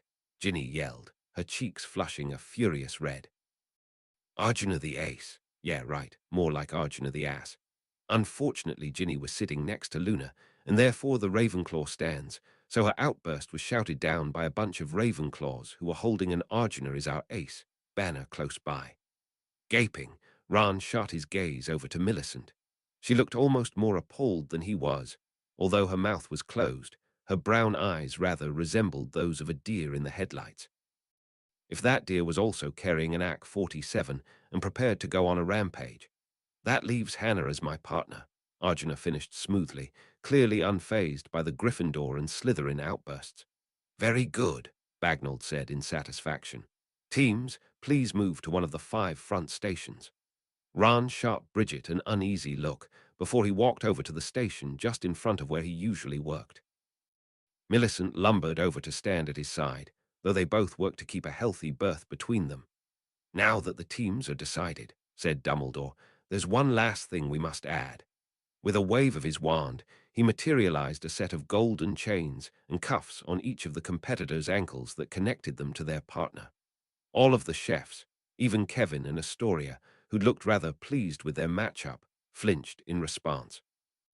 This will ensure that you must work together during this challenge, Dumbledore said with amused satisfaction. You will have 90 minutes to make your enchanted in tray, said Ramsay. Your time starts now. Kevin and Astoria, Hannah and Arjuna, and Rose and Bridget got to work right away. Cho and Daphne started a little more hesitantly, with Cho trying to reach out to Daphne and Daphne reluctantly going along with her. In Ron and Millicent's case, however, Ron was startled when Millicent immediately shot forward toward the station countertop with no warning, yanking him along after her. Hey, he yelped in a mixture of pain and anger. Pick up your feet, Millicent snapped back at him. We only have 90 minutes, and I'm not going to let you blow this for me. Ron yanked the chain back with all his strength, making her stumble backward. Whoa, horsey, he retorted coldly. We can't get to work if we don't have a game plan. We haven't even figured out what we're making. Millicent whirled on him, her tiny brown eyes flashing. You haven't figured out what we're making. I know exactly what I'm doing, so just let me do it, and we'll both get through this. Ron gave a bark-like laugh. Oh yeah, that sounds right. Just sit back and silently entrust you with my place in the contest, as if I'm going to do that. I have no time to hold your hand, Weasley. Good. Can't imagine who'd want to hold your hand. Millicent seized Ron by the collar, raising a fist as if to punch him full on in the face. Master Weasley, Miss Millicent. Winky and Darby both placed themselves in between their student chefs, putting their long-fingered hands up defensively. Please don't fight, Miss Millicent, Winky whimpered. Master Weasley can't finish the challenge if he's fighting, squeaked Darby. And if Master Weasley doesn't have a dish, then Master Weasley will lose the challenge. Ron and Millicent glared at each other with pure hatred flaring blue on fearsome brown. Then slowly, reluctantly, Millicent released Ron's collar, though her hand still stayed threateningly close to his throat, as if she was still itching to choke him. We're making a potato, celery, and shallot soup, she said very lowly. Her tone seemed to dare Ron to argue. Ron gave a curt, distrustful nod. Okay. And the magical element. I'll figure that out later, Millicent said dismissively, as she turned back to the station and started filling a pot with olive oil. No, Ron said firmly. We're figuring it out now. If we're adding in a charm, then we'll have to fold the spell into the soup while we're mixing it. Hannah taught us that, when she showed us how to change the color of liquids. Then we'll use a potion, Millicent said coolly. She kept her gaze firmly on her pot of olive oil, which she put on the stove so that it could boil. Okay, Ron granted, his tone still twitching with irritation. Darby and Winky reappeared with armfuls of potatoes, celery, and shallots. Ron grabbed some potatoes and started chopping them up. The flurry of action helped him work out enough of his aggression that he could talk a little more levelly. How about we add in a calming draft? He asked in a hard, brooding tone as he continued to quickly cut up the potatoes. That'd be a good effect for a soup to have. The asphodel would react badly with the shallots, Millicent answered seriously. Really? Ron asked, startled. Onion-like plants don't go with asphodel. They die instantly upon even the slightest contact. One time our house elf Lowry made the mistake of planting onions next to asphodel in Mother's garden, and they all turned horribly black and rotten. Yikes. No calming draft, then. Millicent nodded curtly. The two worked silently for a moment, with Millicent preparing the shallots and Ron cutting up celery and potatoes. Darby and Winky watched them nervously, waiting on tenterhooks for any more requests. Though, Millicent murmured, her hard tone becoming a little mistier when it was quietly hovering in the back of her throat, We could substitute a pepper-up potion. Yeah, Ron said slowly. Yeah, that'd work. I mean, plenty of people drink soup when they're sick. Bagnold mentioned it herself. And it's not like we'd be taking her idea, Millicent interjected thoughtfully. We are using a different approach. I've got it, Ron said excitedly. Why don't we add red peppers to the soup too? Then we can have a red pepper soup with pepper-up potion in it, Millicent finished, her eyes widening. Right. Millicent's small brown eyes actually lit up as she considered this. That's actually a really good idea. Curb your surprise, will you? Said Ron sarcastically. Millicent's eyes narrowed, though this time they had something almost like good humor in them. All right, Weasley, why don't you handle mixing in the ingredients while I get to work brewing the potion? Sounds good, said Ron. He turned to Darby. Can you get us a small cauldron? Right away, Master Weasley, Darby said, beaming from ear to ear as he disappeared with a crack. Millicent also turned to Winky. Winky, could you bring me beetle eyes, dandelion root, ground alliatartsy, and a vial of honey water from Professor Snape's storeroom, please? Yes, Miss Millicent, Winky answered dutifully. Of course. Only if Professor Snape allows you to, Millicent said forcefully before Winky could disappear too. Before you go to the cupboard, go find him in the stands and tell him that Millicent needs these things for her dish. Only get the materials if he says yes, you understand. Winky nodded. Yes, miss. With that, she disappeared with a crack. Ron glanced at Millicent, confused. What, you don't think Snape will let you use whatever you want? Millicent scoffed. Of course he will. Ron frowned. Then a thought struck him, and his blue eyes slowly widened. You just don't want Winky to get in trouble for taking things without asking. Millicent shrugged, acting as flippant as she could. Elves get punished for stupid things. Better for them to ask permission for something they know they can have than to presume they can just take it. Ron considered Millicent for a minute. Then, after a short silence, he offered her a small, wry smile. Hey, Millicent. What? If we make it through this round, remind me to tell you about SPEW. Once Winky came back with the potion materials, and Darby came back with the cauldron, Millicent and Ron ploughed right in, and the round soon rushed by. Millicent and Ron finished their soup about a minute before time was up, and so were able to pour it into 4 separate bowls for the judges, and add cheese and cilantro for decoration. Rose and Bridget were up first. They had made a pork pie infused with a cheering charm. Unfortunately, the cheering charm ended up reacting badly with the pork filling, making it overly chewy and moist. The charm's effects came through, but at the cost of the textures and flavors. Ramsay also noted that Rose and Bridget had had some trouble working together as well. Rose, being much more impulsive and excitable, was put at odds with Bridget, who was more methodical and thoughtful. They came together pretty well despite their opposite approaches and their lack of magical cooking knowledge, but those things clearly hurt their finished product. That's why Arjuna put Bridget with Rose, Ron realized. They're both Muggle-borns, and Rose is only in 2nd year. Of course, they'd be at a disadvantage, having to make a magical entree together. Astoria and Kevin were next. They had made a cinnamon-spiced beef stroganoff imbued with a silencing charm. In Astoria's words, they'd wanted to leave the judges speechless with their dish. The charm worked beautifully and forced the 4 judges to respond by writing words in the air over their heads with their wands. Bagnold praised the mix of sweet and savory flavors in their dish, though she admitted she couldn't see much appeal to a silencing charm in a fine dish, excluding the potential humor. Ramsay praised Kevin and Astoria's teamwork in how they married their sensibilities, Astoria favoring savory flavors and Kevin preferring sweet ones, together in one cohesive dish. Then it was Millicent and Ron's turn. When the two walked up together, the chains still linking them by the ankles, Ron had to purposefully shrink his steps so that the shorter, rounder Millicent could keep up with him more easily. "Hello, Ron Millicent," greeted Dumbledore pleasantly. "Hi, Professor," said Ron Millicent, inclined her head politely. "Can you tell us what you've made for us, please?" Ron glanced at Millicent out the corner of his eye. Millicent nodded, giving him silent permission to answer. "We've made you a red pepper-up potion soup. It's made of red peppers, potatoes, celery, and shallots, with pepper-up potion mixed in and decorated with grated Parmesan cheese and cilantro. As the judges each tried the soup in turn, they licked their lips, and one by one, each judge suddenly found steam coming out of their ears. "Who made the pepper-up potion?" Slughorn asked eagerly, looking perfectly thrilled by the steam coming out of his head. These steam clouds are some of the prettiest I've seen in years. Ron grinned at Millicent. She didn't answer, instead just bowing her head, but Slughorn took it in stride. Superb work, he said, clapping his hands. Masterful potion making. You should be very proud of yourself, Millicent, Ramsay agreed. And Ron, I thought I heard you suggest the red peppers. Yes, sir. Very clever, said Ramsay. Unfortunately, the soup itself is a little thin, I think, when you're adding something like pepper-up potion to a soup like this. You have to compensate the thinning quality of the sunflower root by adding in about a cup more of milk. I also noticed. He brought his folded hands down on the table and leaned forward slightly, examining Millicent and Ron critically. A lot of turmoil at your station. May I know what the issue was? Ron opened his mouth but faltered, not quite sure how to explain. To his surprise, Millicent stepped in.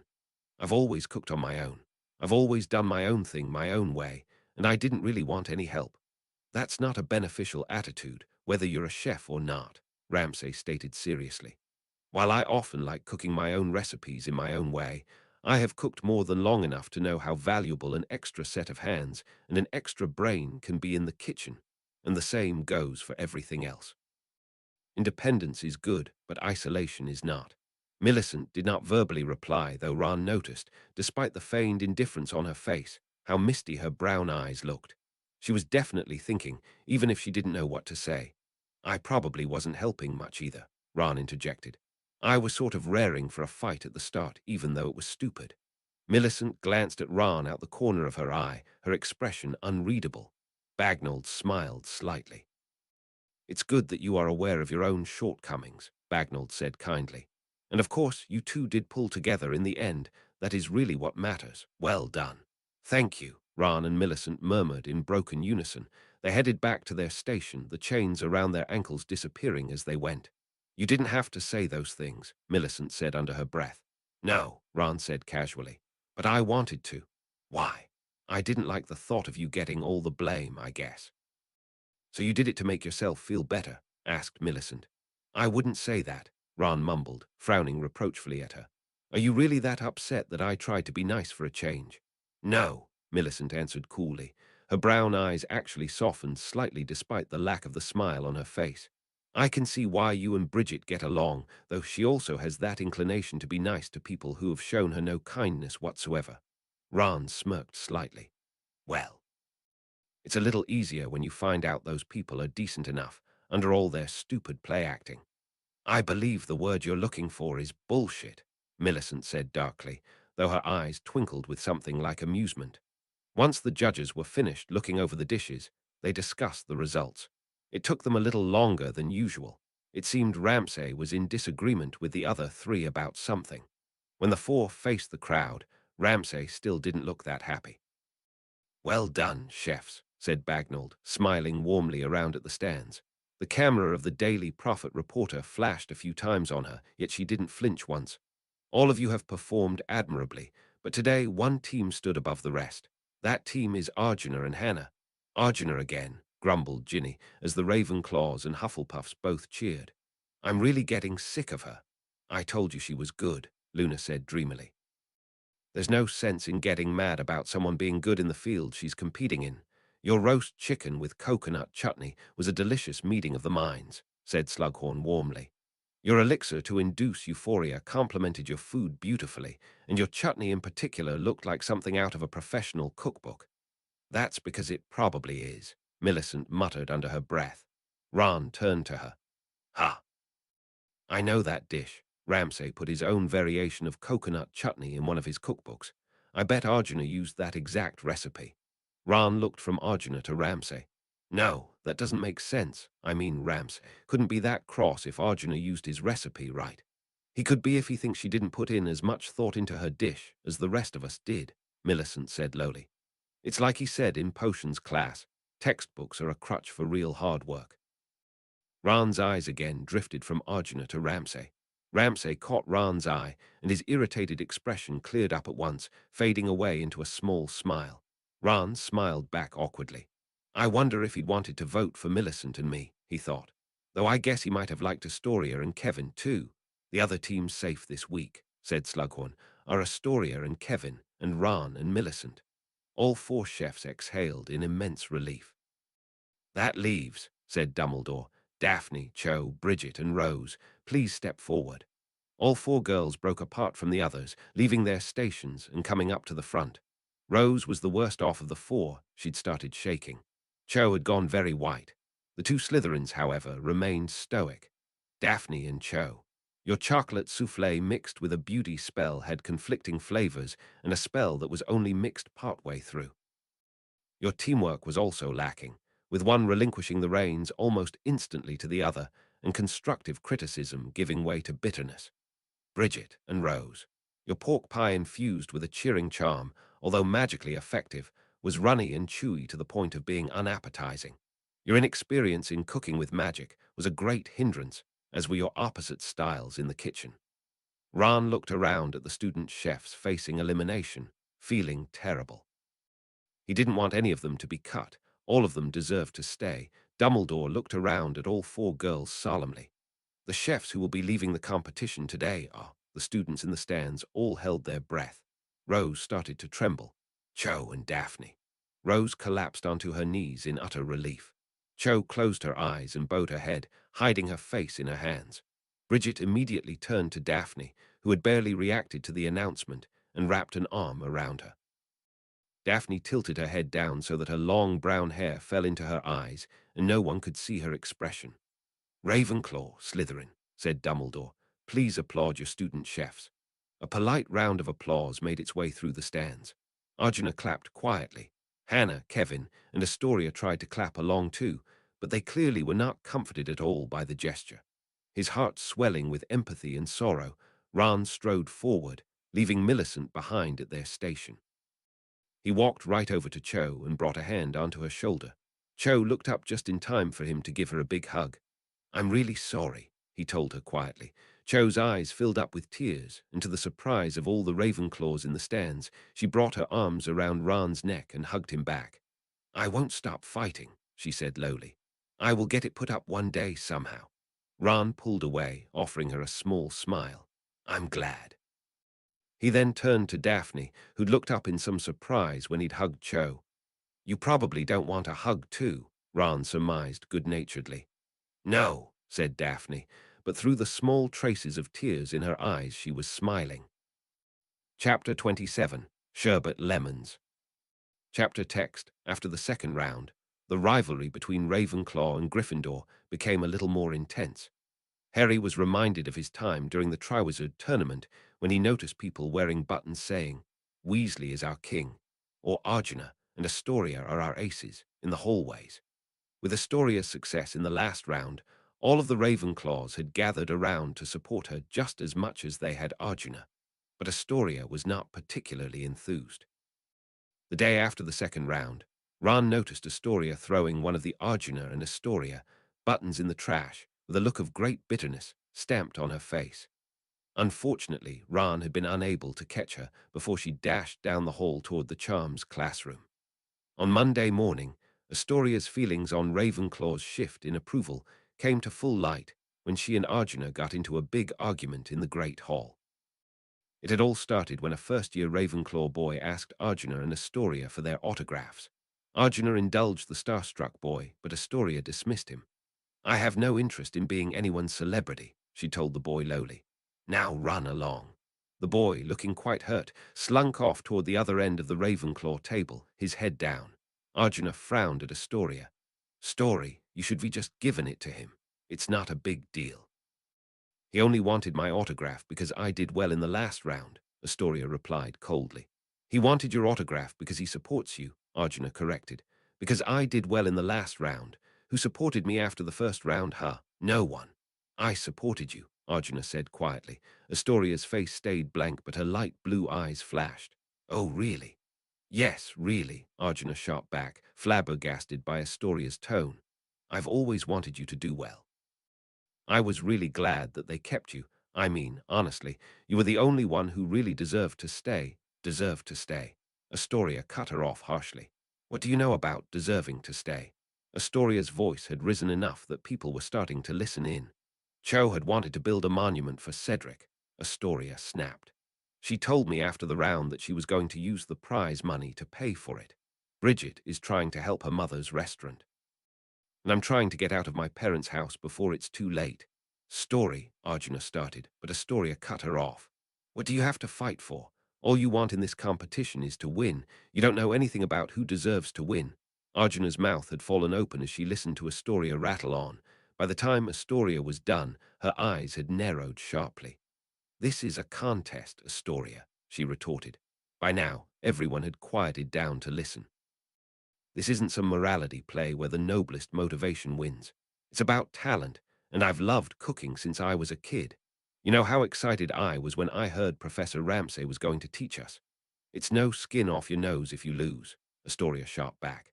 Arjuna's face started to flush in anger. It's no skin off anyone's nose.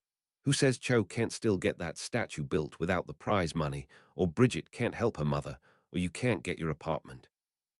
Some of us don't have time to wait. Time, repeated Arjuna. Her voice had started to rise too. What, are you suddenly looking into the future too, Miss? I follow things in the real world. I am following things in the real world, yelled Astoria. 13 muggles killed in one summer, 3 more killed this month. Katie Bell getting cursed in Hogsmeade. Things are getting worse. It's always darkest before sunrise, and you don't know when that sunrise will be, or even if things are not already the worst they're going to be. I'm not going to take that chance. Go ahead and play around in this contest like it's some petty Quidditch match if you want, but this is important to me. Arjuna's eyes widened in a kind of fury that could have made Lord Voldemort himself shudder. How? Dare you try to put me down just because I don't have some sappy soap opera reason for doing this competition? You need to get out of your parents' house before it's too late. Too late for what? Your parents aren't Death Eaters. You've told me they've never been Death Eaters. They're not abusive. They don't hit you or neglect you or demean you. You've told me that. Sure, they've been a little distant, but that's not the end of the world. And even if you do have it in your head that everything is going to go to hell in a hand basket, what do you have to fear? You're a pureblood. Arjuna's tirade had sideswiped Astoria completely. It was clear that Arjuna had never lost her temper like this before, since not only had Astoria gone very pale, but also her light blue eyes had started filling up with tears. Arjuna noticed the tears right away, and her fearsome anger flickered and died. She reached a hand out to her friend. Story, but Astoria didn't want to hear it. Grabbing her school bag, she ran out of the great hall, leaving Arjuna alone at the Ravenclaw table. Astoria stowed away in an unused classroom, hiding under one of the desks, out of view of any of the windows in a crumpled-up ball. She didn't hold back her tears, but she still refused to let anyone see them. Or at least, she had refused to let anyone see them, until the door to the unused classroom opened and a familiar voice echoed through the room. Astoria. It was Kevin. Astoria looked up just in time for Kevin to catch sight of her. His eyes widening slightly, he immediately closed the door and quietly walked over to her. He slowly bent down beside her, his brown eyes very gentle. Are you okay? Astoria looked down at the floor and shook her head mutely. She just couldn't summon any words, given how difficult it was for her to simply choke back her sobs. His eyes rippling sadly, Kevin eased himself down onto the floor so he could sit beside her, placing his shoulder right beside hers. He was quiet for a moment, clearly considering his words carefully. Then he turned to Astoria. Would you like a sherbet lemon? Astoria looked up at him through her tears, startled. What? A sherbet lemon, Kevin repeated. He took a handful of wrapped yellow candies out of a pocket inside his robes. It's a muggle sweet, he explained with a faintly awkward smile. My parents always eat one whenever they're feeling mad or upset. Astoria looked down at the candies, up at Kevin's face and back. Then she slowly took one, unwrapped it, and popped it in her mouth. The sourness immediately hit her, making her pucker her lips. Kevin gave a quiet laugh. They are sour, aren't they? Yeah, Astoria murmured uncomfortably through her puckering lips. Kevin smiled softly as his eyes glided away to rest on the wall ahead of them. That's why Mum and Dad eat them. Dad started it. Whenever he and Mum would get in an argument, he would go into the loo, find a mirror, and eat a sherbet lemon. The look on his face while he was eating it would look so silly that he'd be able to calm down and forget whatever he was angry about. Several students passed by the window of the classroom, unaware of Kevin and Astoria hiding inside, and their shadows passed over Kevin and Astoria's faces as they went. Mum and Dad have been eating a lot of them lately. Astoria looked up at Kevin. His warm, charming face had suddenly become a lot less happy and more brooding. It was actually sort of a bizarre expression for Kevin to wear. "Why?" asked Astoria. Kevin adjusted himself in his place on the floor, leaning up against the leg of the desk. "My mum works in the aura department," he explained, "and my dad's a Barbie. That's like a muggle aura. They've both been really scared about the war, about our family's safety, about each other. Mum's been trying to tell Dad to leave the force, maybe go into hiding with me, while she continues the fight at home. But Dad's refused. He knows he can't leave his friends at work to deal with things alone, particularly since they don't know what's happening, and he does. And of course it's just as dangerous for Mum to stay as it is for Dad. Having magic only does so much to keep you safe, really, especially if you're an aura and you're on the front lines." Kevin turned to Astoria.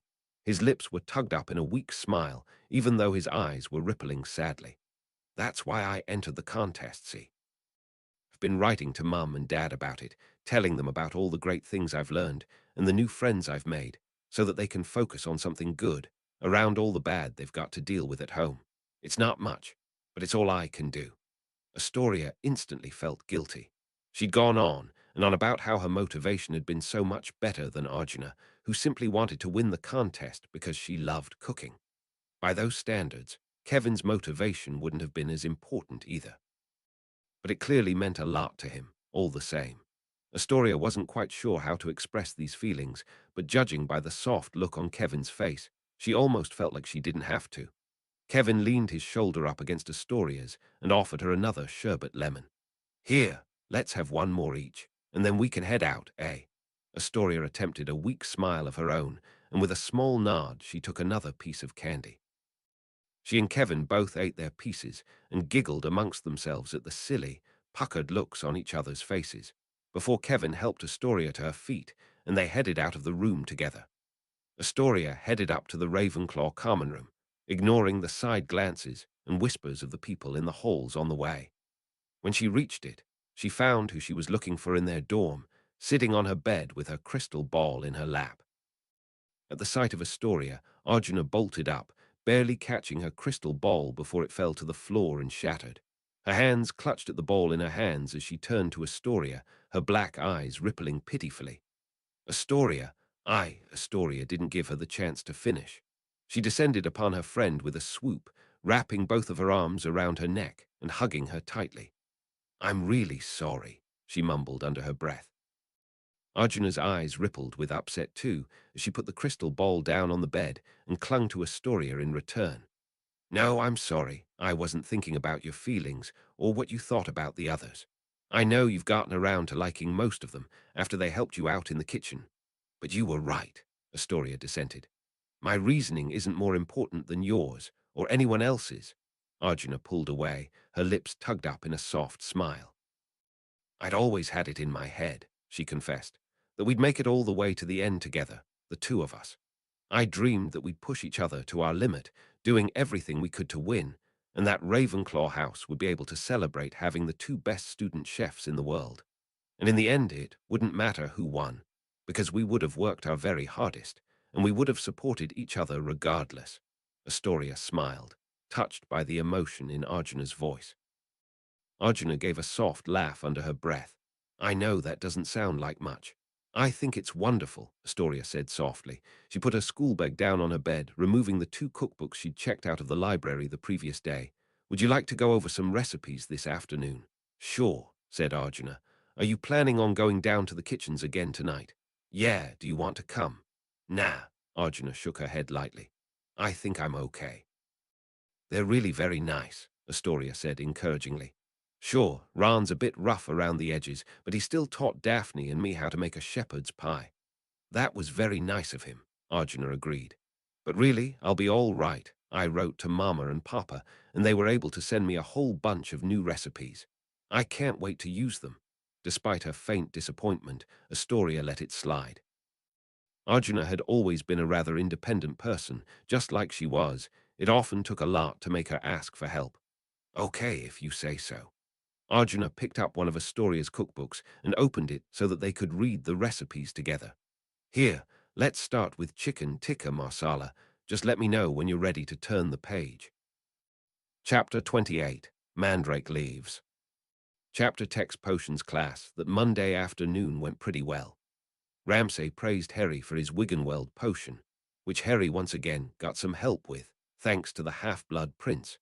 And on Ron's suggestion, Harry took the opportunity to talk with Ramsay after class was over about Slughorn, in the hopes that Ramsay might give him some insight on how to butter him up for information. Ron and Hermione were waiting outside the potions classroom when, to their surprise, they saw Professor Sprout striding down the hall right toward Ramsay's classroom. "Miss Granger, Mr. Weasley," she greeted politely, but otherwise did not acknowledge them as she opened the door to Ramsay's classroom. "Gordon, I need to speak with you immediately, please." Harry and Ramsay both looked startled. Ramsay, recovering first, turned to Harry. "Horace will be back again this upcoming Thursday," he said gently. "I'm sure you'll be able to speak to him then." "Thank you, sir," said Harry, glancing back at Professor Sprout out the corner of his eye. Ramsay noticed his divided attention and added rather firmly, "Now run along, you won't want to miss the feast." Harry gave a weak nod, before obediently turning around and walking out of the room. Sprout closed the door sharply behind him. Rather than heading to the feast, however, Harry ran, and Hermione all hung back in unison to listen in at the door. "It's happened again, Gordon," Sprout's concerned voice came muffled through the doorway. "5 more mandrake leaves, taken right off the plant. This wasn't some accident. Someone actively stole them from Greenhouse 3, likely when everyone was at the stadium watching your contest." Harry glanced at Ron and Hermione, who both looked baffled. Ramsay didn't reply, so Sprout pressed on. "I've already informed Albus about the matter. But I want every teacher to be on the lookout for any student exhibiting the behavior ascribed to the enchantment." "Pomona, it might not have been a student," argued Ramsay. "They wouldn't know what to use mandrake leaves, for that's highly advanced magic. Even the potions requiring mandrake leaves are well above NEWT level. It could have been some member of the staff. Plenty of them didn't come to the last round of the contest. No professor would steal from my greenhouses." Sprout cut him off solemnly. "I'm just saying it's possible, Pomona," Ramsay said calmingly. "But I will look out for it all the same." "Thank you. I'll also be locking the greenhouses up nice and tight at night, just to be safe." Footsteps echoed on the floor of the classroom, coming back toward the door. Harry, Ron, and Hermione all quickly ran to hide behind the corridor as Sprout left the room and headed back up the stairs. Glancing at Ron and Hermione significantly, Harry quickly took his invisibility cloak out from his school bag, and the three huddled under it so that they could head past the open classroom door and up the stairs without being noticed by Ramsay. When they reached the landing at the top of the stairs, they removed it and started walking toward the great hall together. "What was that about?" muttered Ron. "It must have been Malfoy," Harry said at once. Hermione looked exasperated. "Harry, think about it. He wasn't there at the last round. The contest would have been the perfect distraction for him and go and take those mandrake leaves." "Harry," growled Hermione. "Plenty of people weren't at the last round. Professor Ramsay said so himself." "The only question is," Harry pressed on, undeterred, "what could Malfoy want mandrake leaves for? Maybe for some sort of healing tonic." Ron suggested half-heartedly, "You know, like what they used to heal everyone who got petrified in second year. Don't encourage him," Hermione reproached, and Ron deflated slightly. "Harry, all year you've been determined to prove Malfoy is up to something, all without any proof. I don't care how much of a prat he is, but in case you've forgotten, there are more important things for you to worry about." "Like what?" Harry snapped back, his temper rising. "Like getting the real memory from Slughorn, for one." "Oh, yeah," Ron realized brightly, turning to Harry. "How'd it go with Ramsay?" Harry's anger ebbed away as he faced Ron. "Oh, pretty well, I guess." "How'd you get Ramsay to help you?" asked Ron. Harry at once looked very guilty. "I told him that I wanted to ask Slughorn about my mum and dad, since he taught them at school. It was all I could think of," he added defensively, upon seeing Hermione's accusing expression. "I knew I couldn't tell him about Dumbledore's mission, or how the information would help the Order. Ramsay would never help Dumbledore, and besides, he doesn't think any of us should be involved with the war, because we're only children." He spat the word with contempt. He wouldn't have helped me if I told the truth. Hermione still looked uncomfortable, but seemed to acknowledge Harry was right. She nodded silently, encouraging him to go on.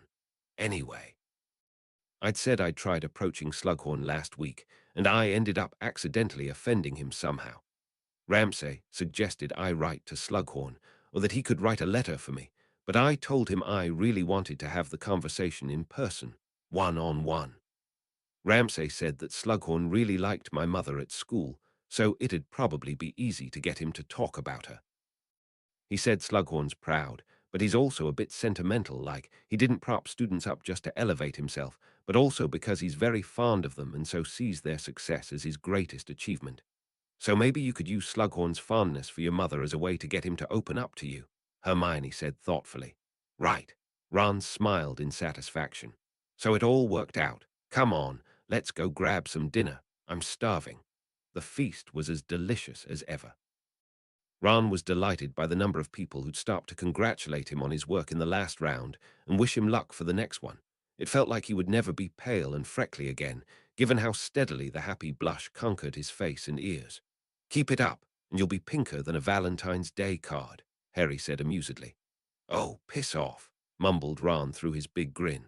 At one point, Colin came up to meet them, his trademark camera hanging from his neck. Hi, Ron. He greeted brightly. Hey, Colin, said Ron. Colin's grin, as always, was much too big for his face. I got a copy of this printed for you, figured you'd want it, maybe to send to your folks. He held out an enchanted photograph. Ron took it from him to get a better look. It was of himself, presenting his pan cake to the judges. His photographic self was smirking wryly, and Ramsay, disguised as Dumbledore, was smiling in warm amusement. Clearly this was the moment where Ron had teased him for his disguise. I took a few for the others, too, Colin gabbed brightly. Bridget loved hers, said she could see me making money with my pictures someday. I told her I wanted to work at the Prophet, and she thought that was cool. She's an awful nice sort, for a Slytherin. Yeah, she is, Ron agreed absently, his eyes still watching the photo. He had been so nervous at the time that picture was taken, but in that one moment Colin had captured on film, Ron had only been focusing on the humor of Ramsay impersonating Dumbledore and not on the stakes. Was that why he looked so confident, so much more confident than he'd ever thought he could be? Colin waited for Ron to say anything more. When he didn't, he pressed on. Well, good luck in the next round, Ron. Dennis and I'll be cheering you on. He turned away and headed back up toward the front of the table. Ron watched him go. Then, like a bolt of lightning, an impulse struck him so hard that he called after him. Hey, Colin! Colin halted, looking back at Ron. The Magic F contestants are having a little cooking session down in the kitchens tonight, Ron said awkwardly. I know you're not in the contest anymore, but, well, do you want to come, since you like cooking and all? Ron had been unsure about what he was suggesting, and had felt even more so with every word that fell out of his mouth. But Colin reacted with nothing short of delight. Yeah, he said breathlessly, his eyes lighting up brighter than a car's headlights. That'd be awesome, sure. Ron gave a faintly awkward smile. Great, we're meeting at 7, right after dinner. Colin beamed. Awesome, see you then. With a new skip in his step, he scampered back toward the top of the table to sit with his brother Dennis. That was really nice of you, Ron, said Hermione, her voice unusually soft. Ron blushed darker still. Don't know why I did it, really. I mean, it's not like he has to practice or anything, but I don't know, I just felt like it, you know. Harry nodded. Yeah. Cho walked right past them at that moment to get to the Ravenclaw table. Harry and Cho deliberately avoided eye contact as she passed. Ron watched her sit down next to Marietta Edgecombe, and after contemplating the matter for a minute, got up and headed over to talk to her. When Ron came back, Hermione was frowning slightly. Did you ask her to come too? She asked. Her tone wasn't reproachful, but it was a little less soft than it had been for Colin. Yeah, said Ron defensively. I mean, she is a good cook, and I feel sort of bad that she didn't get what she wanted. Harry looked away, his face visibly uncomfortable. Ron had told him about what Cho had planned to do with the prize money, and Harry himself had acknowledged that it would have been a nice cause to work towards. But that didn't make it any more comfortable for him. Even though he didn't want anyone to ever forget Cedric, the idea of having to look at Cedric's face every day, even if it was only made of marble, gave Harry no solace. All it would do would bring back memories of the last time Harry had seen that face, over and over again. Telling Harry to bring his body back. Well, at least she won't be dragging Marietta along this time, right?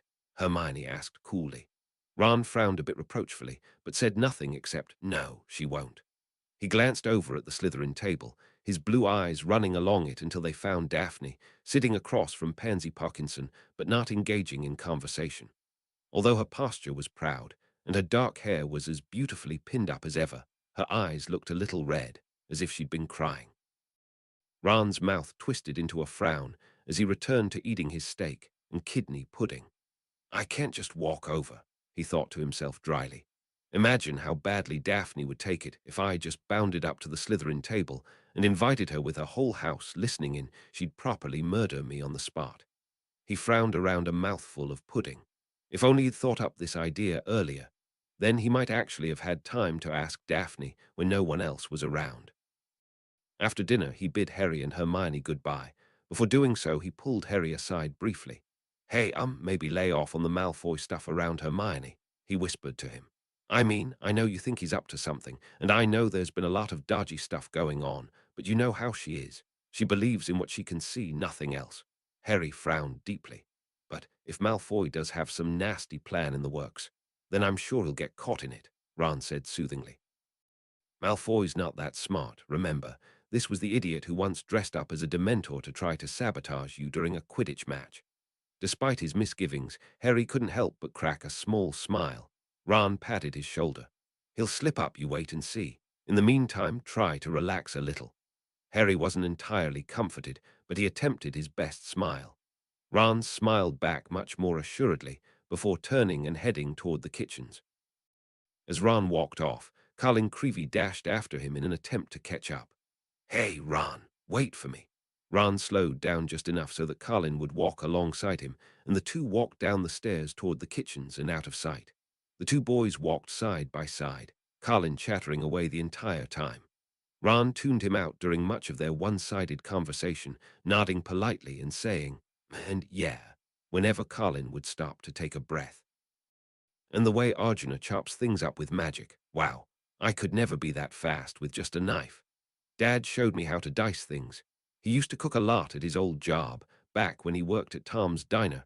That was before he became a milkman. See, he likes being a milkman much better now, though since now he's off for most of the day, so he gets to see us more. Back when we were little, he always got home super late, and we'd have to stay with babysitters, though one of them, Miss Julie, taught me how to bake pies, so that was cool. I heard Hannah's good at making pies too. Wonder if we'd be able to bake one together, if she wants to, I mean. When Ron stopped in front of the portrait of the fruit bowl, and Colin followed suit, they finally noticed the clip-clop of an extra pair of shoes just behind them. Ron looked up and smiled at the sight of Cho bounding up to them. Hey, he greeted. Hi, said Cho politely, before also nodding to Colin. Colin showed none of Cho's restraint. He instead took a step forward and spoke very candidly. I'm awful sorry you got cut, he said at once. I thought your mashed potato sundae looked delicious. And I love chocolate soufflés. My brother and I tried to make one once, and it ended up imploding in the oven. Still tasted pretty good, though. Thank you, Cho cut him off with a quiet laugh.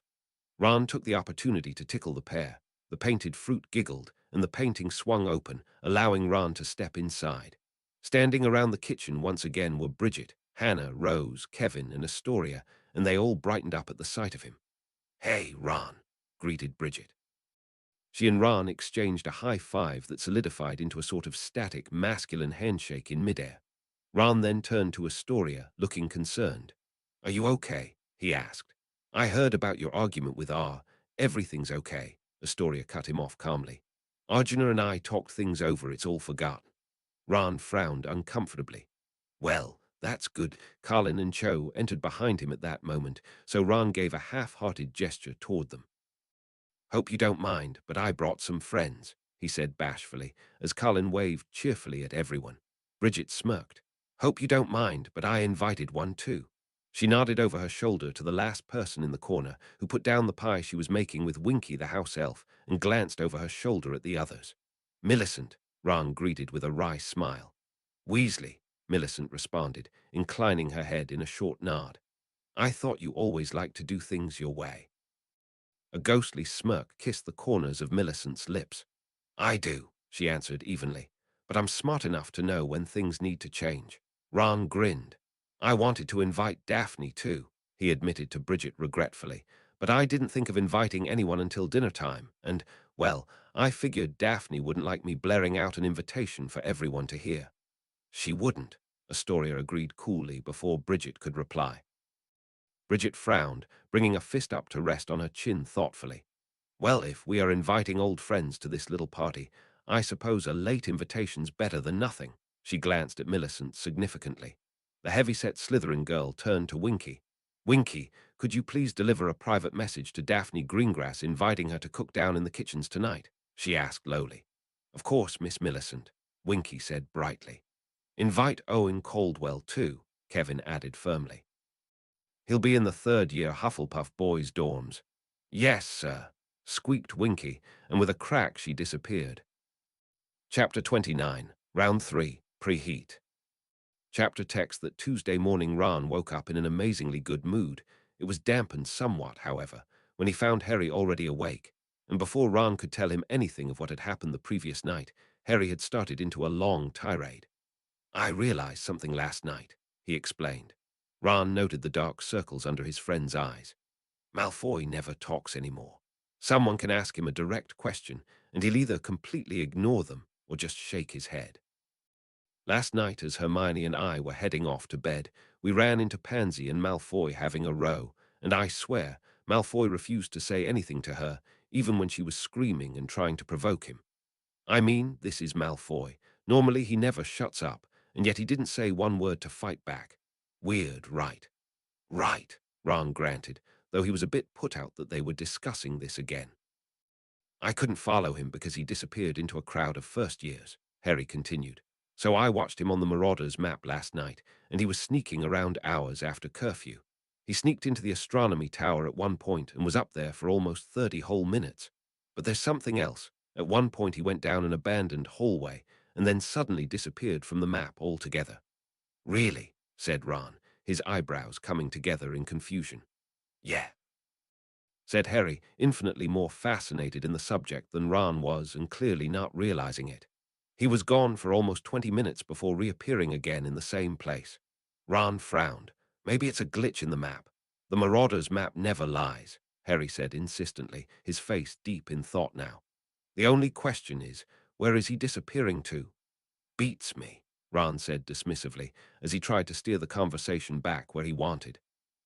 Well, I had a busy night last night too. After I invited Cho and Colin to come down, Millicent sent Winky along with an invitation for Daphne and Owen too, so we all had a big cooking session in the kitchens together. Oh, said Harry. He looked startled by the sudden change of subject, as well as a bit dismayed that Ron had not been more interested in his theory about Malfoy. Cool. It was awesome, Ron said eagerly. Owen showed us this old journal that belonged to his dad.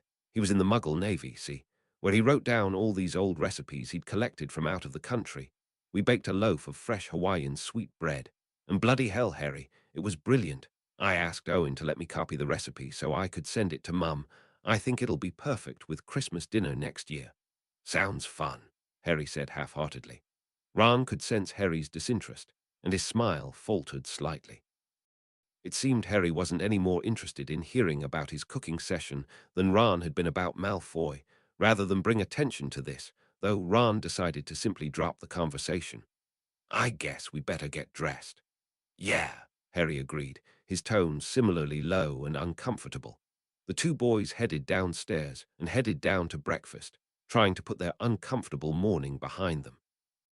When Hermione joined them, she plopped an old yearbook down in front of Harry at the Gryffindor table. There you go, Harry, she said brightly. Harry looked down at the book, perplexed. What's this for? This yearbook is from when Slughorn taught your parents, Hermione explained, her face flushed with pride. I found it in the library. I thought it'd be the perfect ammunition you need for your meeting with Slughorn. You know, use it as a guide post for your conversation like, Professor, I found a picture in this old yearbook with you and my mum with the subtitle of Slug Club. What was that exactly? Was it a potions club or a club for young academic achievers? Oh, said Harry. He sounded just as startled and put out as he had when Ron had changed the subject on him. Okay. Noticing this, Ron shot Hermione a warning shake of the head over Harry's shoulder. Then he put a hand on Harry's shoulder to make him look at him. Don't worry, you still have 2 days until Slughorn's supposed to arrive. You've got time. Hermione frowned. Yes, but you should use that time to prepare. Dumbledore said it was very important that you get that memory. I don't think you should focus on anything else until you get it. Hermione, Ron cut her off, shooting her another admonishing look. Don't stress him out. He knows it's important, don't you, Harry? Right, Harry said lowly, though he couldn't look either Ron or Hermione in the eye. On Ron's advice, Harry tried to speak to Slughorn a little more casually the next time they ran into each other that Thursday. Harry said Slughorn still seemed a little suspicious, but had relaxed enough to tell him about the Slug Club and some of its other members. Apparently Sirius's brother Regulus had been in it too. Harry seemed rather disinterested as he recounted everything. Hermione took his disinterest to mean he was simply being impatient about how long he'd have to wait to get the information he needed. But Ron had a sneaking suspicion that Harry had had other things on his mind. Friday morning before the next round, a lot of Gryffindors came up to Ron to wish him luck, including Lavender Brown. Good luck today, Ron, she said breathlessly. She swooped in to give him a quick peck to the cheek before running off to find Parvati at the far end of the table. Ron was left staring after her, dumbfounded. What the bloody hell was that about? He muttered. Search me, said Harry. He saw Hermione avert her eyes and immediately busy herself with the Yorkshire pudding in front of her so she wouldn't have to answer. Ron bid Harry and Hermione goodbye as usual before heading off to meet up with the other student chefs down in the dungeons. Then that afternoon, as usual, the students gathered in the stadium ready to cheer on their competitors. Gryffindor's stands were filled with the usual array of "Weasley is our king" and "Go Go Gryffindor" banners. Something that wasn't usual, however, was that Harry had smuggled out the Marauders map and hid it in his school bag this time. If Malfoy pulled anything during this round, Harry wanted to see him do it with his own eyes.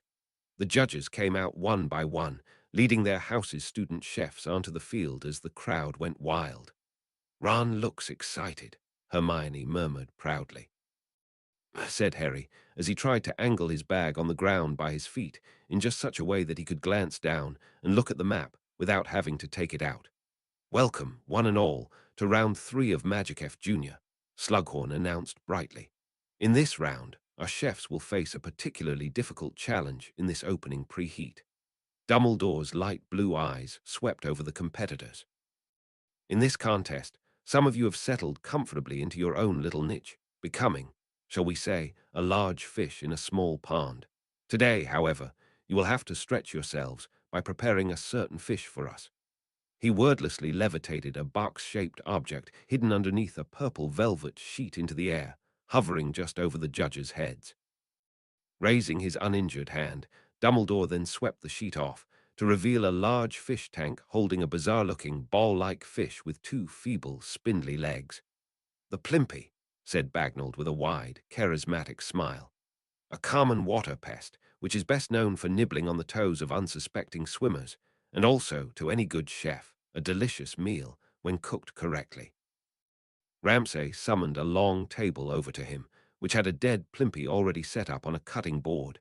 Then, with a flick of his wrist, his silver-tipped wand transfigured itself into a chef's knife. Perfectly filleting a Plimpy takes the best chefs a long time to master, he said, as he sharpened his blade by scraping it against another knife set up on the table. Watch carefully, for I shall only demonstrate this once. He set to work right away, lobbing off both of the Plimpy's legs with his kitchen knife. First you chop off the legs, they're all sinew and cartilage anyhow, so there's no point in trying to cook them. Then you make an incision right at the base of the head. The Plimpy has a very thick hide, so you'll have to put in considerable strength when you make your incision, but do not cut its head off. You must stop when you reach the spine. The only problem is that the spine of a Plimpy is made completely out of cartilage, no bones. So if you're not careful, you run the risk of cutting through the skeleton and completely severing the head. If you do that, getting the rest of the meat out will only be harder. Once you cut through the hide, though, you'll find very soft meat on the inside. Cut along the plimpy's spine, swooping out the back, and put that meat aside. Then flip it on its other side, and do the same thing. Cut through the hide, stop, cut along the spine, and there, Ramsay held the head of the plimpy perfectly connected to the flimsy spine up for everyone to see. There should be no yellow meat left on the spine, nothing but white fat. Tossing the waste aside, Ramsay then started cutting up the plimpy meat into neat, even-sized slabs. When you're finished, you should have 12 perfectly portioned fillets in front of you like so. Ramsay withdrew his knife and pushed the cutting board forward so everyone could see. The onlookers burst into polite applause, and Ramsay smiled at all of them before, with a flick of his wrist, changing his knife back into his silver-tipped wand. There will be an addition to this challenge, however, he said, his blue eyes flickering over each of the chefs in turn as he spoke. We are well aware that some of you, namely, those who grew up in magical households, may be more familiar with filleting plimpies than the others.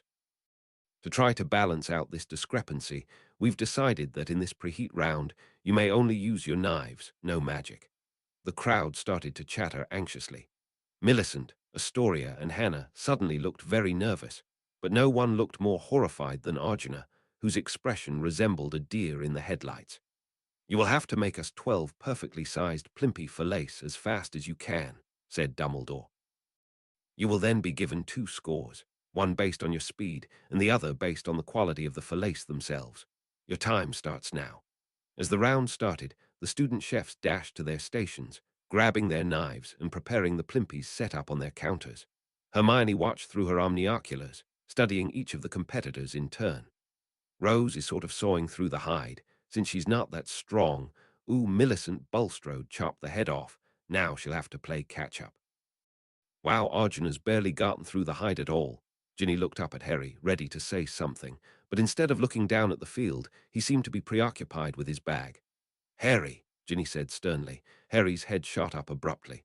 What? Ginny crossed her arms, her brown eyes narrowing upon his bag suspiciously. Got some really riveting homework you're dying to get to? No, Harry said quickly, as he shifted his bag around so she couldn't peek inside. I just think I forgot my omnioculars. Ginny cocked an eyebrow at him.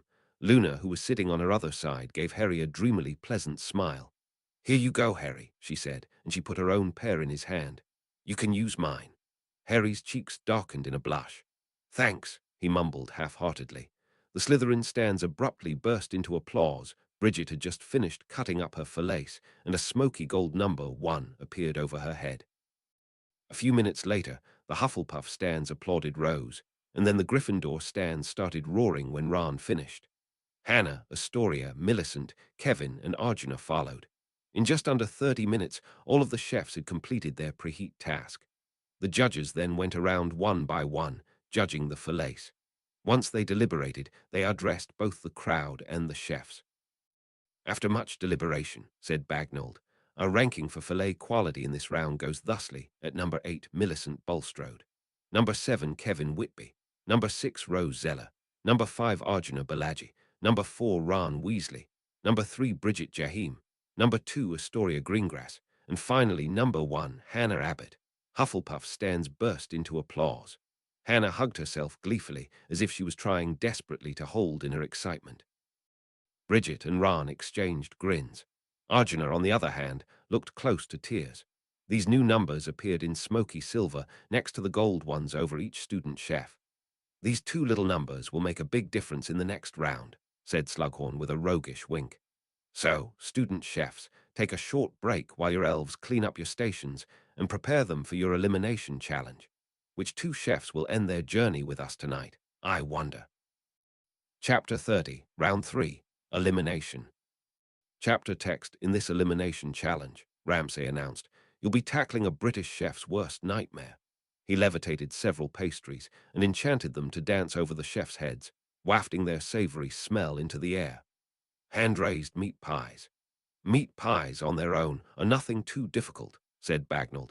But hand-raising one, in other words, not using a cooking pan or tin when you put it in the oven, is singularly difficult. Your crust must be incredibly strong, as it will have no supports to keep it from falling apart or leaking while it's baking. And of course, it must still have the proper balance of flavor and texture ascribed to a typical meat pie.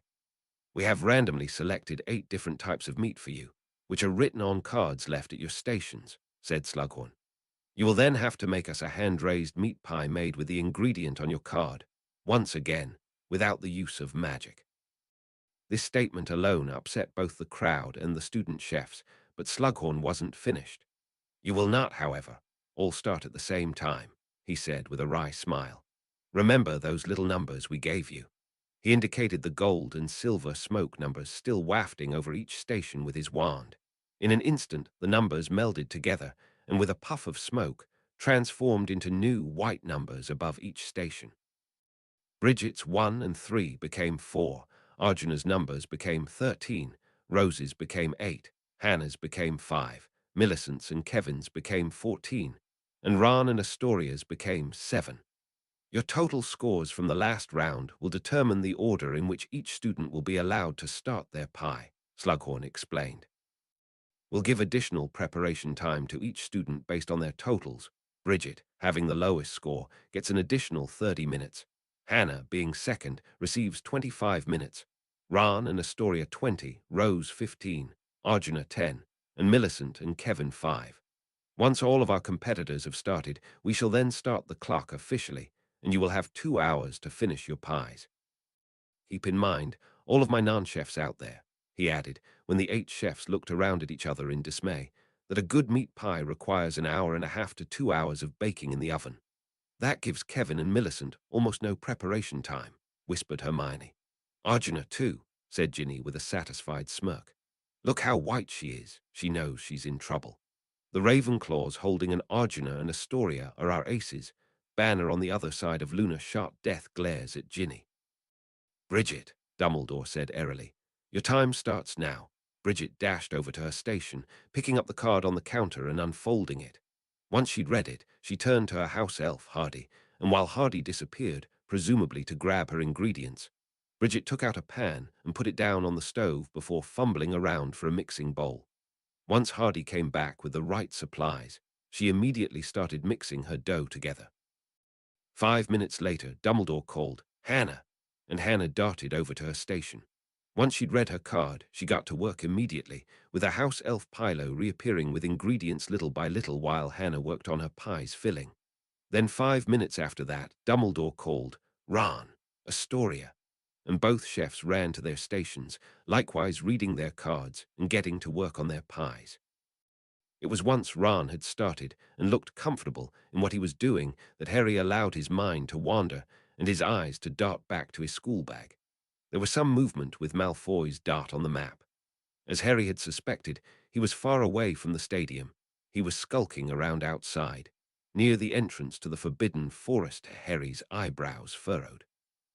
The last time Malfoy had been in the Forbidden Forest, he'd run away screaming from what Harry and he had not realized at the time was Professor Quirrell, temporarily possessed by Voldemort. Under any normal circumstances, Malfoy would have been much too terrified to go anywhere near it. There was a sudden small boom that made Harry abruptly look up. Down on the field, the oven at Arjuna's workstation had abruptly burst into white flames, covering half of the stations in unnatural purple smoke. "Looks like her oven malfunctioned," Luna said with only mild interest. "But she only just started," said Hermione, her mouth twisting into a confused frown. "She couldn't have put anything in the oven yet," Ginny sneered. "Maybe the pressure is finally getting to older Segina, and she accidentally set the oven off with a stray spell." "Maybe," murmured Hermione, her eyes locked on Arjuna's workstation through her omnioculars. Once the judges had banished the smoke and repaired Arjuna's oven, the round resumed as usual. Millicent and Kevin started, and 5 minutes later the official 2 hours kicked off. As the round got fully underway, Harry felt very comfortable once again, letting his attention slide back down to the map. Malfoy was still milling around in the forest, going deep enough that he was almost on the edge of the map, and certainly far enough away that nobody would have been able to see him there. "Hold on," Harry realized. "Isn't that around the same area that Ron and I found Aragog?" For a split second he visualized Malfoy running into Aragog's den and felt a smirk glide over his face. Just as suddenly it disappeared when he noticed a familiar dart moving toward the same batch of trees Malfoy was hiding in. Rubeus Hagrid. Harry. Harry looked up to see Hermione looking irritated. Harry, did you hear anything I just said? She demanded. Ah, Harry was at a loss. Looking utterly frustrated, Hermione gave a great huff, got to her feet, and immediately shoved down the row and out of the stands. Harry turned to Ginny and Luna, utterly perplexed. Don't look at me. She was talking to you, Ginny said coldly, her brown eyes shifting back to the competition and staying there. The rest of the round went as expected, with the chefs working at a mile a minute to get their pies finished on time. When time was up, all the student chefs held their hands up away from their stations, breathing hard. Ron wiped his sopping forehead on his sleeve. The judges' table, however, was deserted. The student chefs and the crowd were left waiting for 2 minutes, 3, 4, as they looked around for some sign of Dumbledore, Ramsay, Bagnold, or Slughorn. What's going on? Muttered Ginny, her eyebrows coming together suspiciously. His attention solely on the competition for the first time, Harry raised Luna's omnioculars to his eyes, looking around for some sign of the judges. Finally, he caught sight of them walking up the pitch. Ramsay was holding a pair of omnioculars in his hand. They're coming now, said Harry. Ramsay looks furious. A moment later, Hermione came back up through the stands to rejoin Harry, Ginny, and Luna. Where have you been? Harry asked her.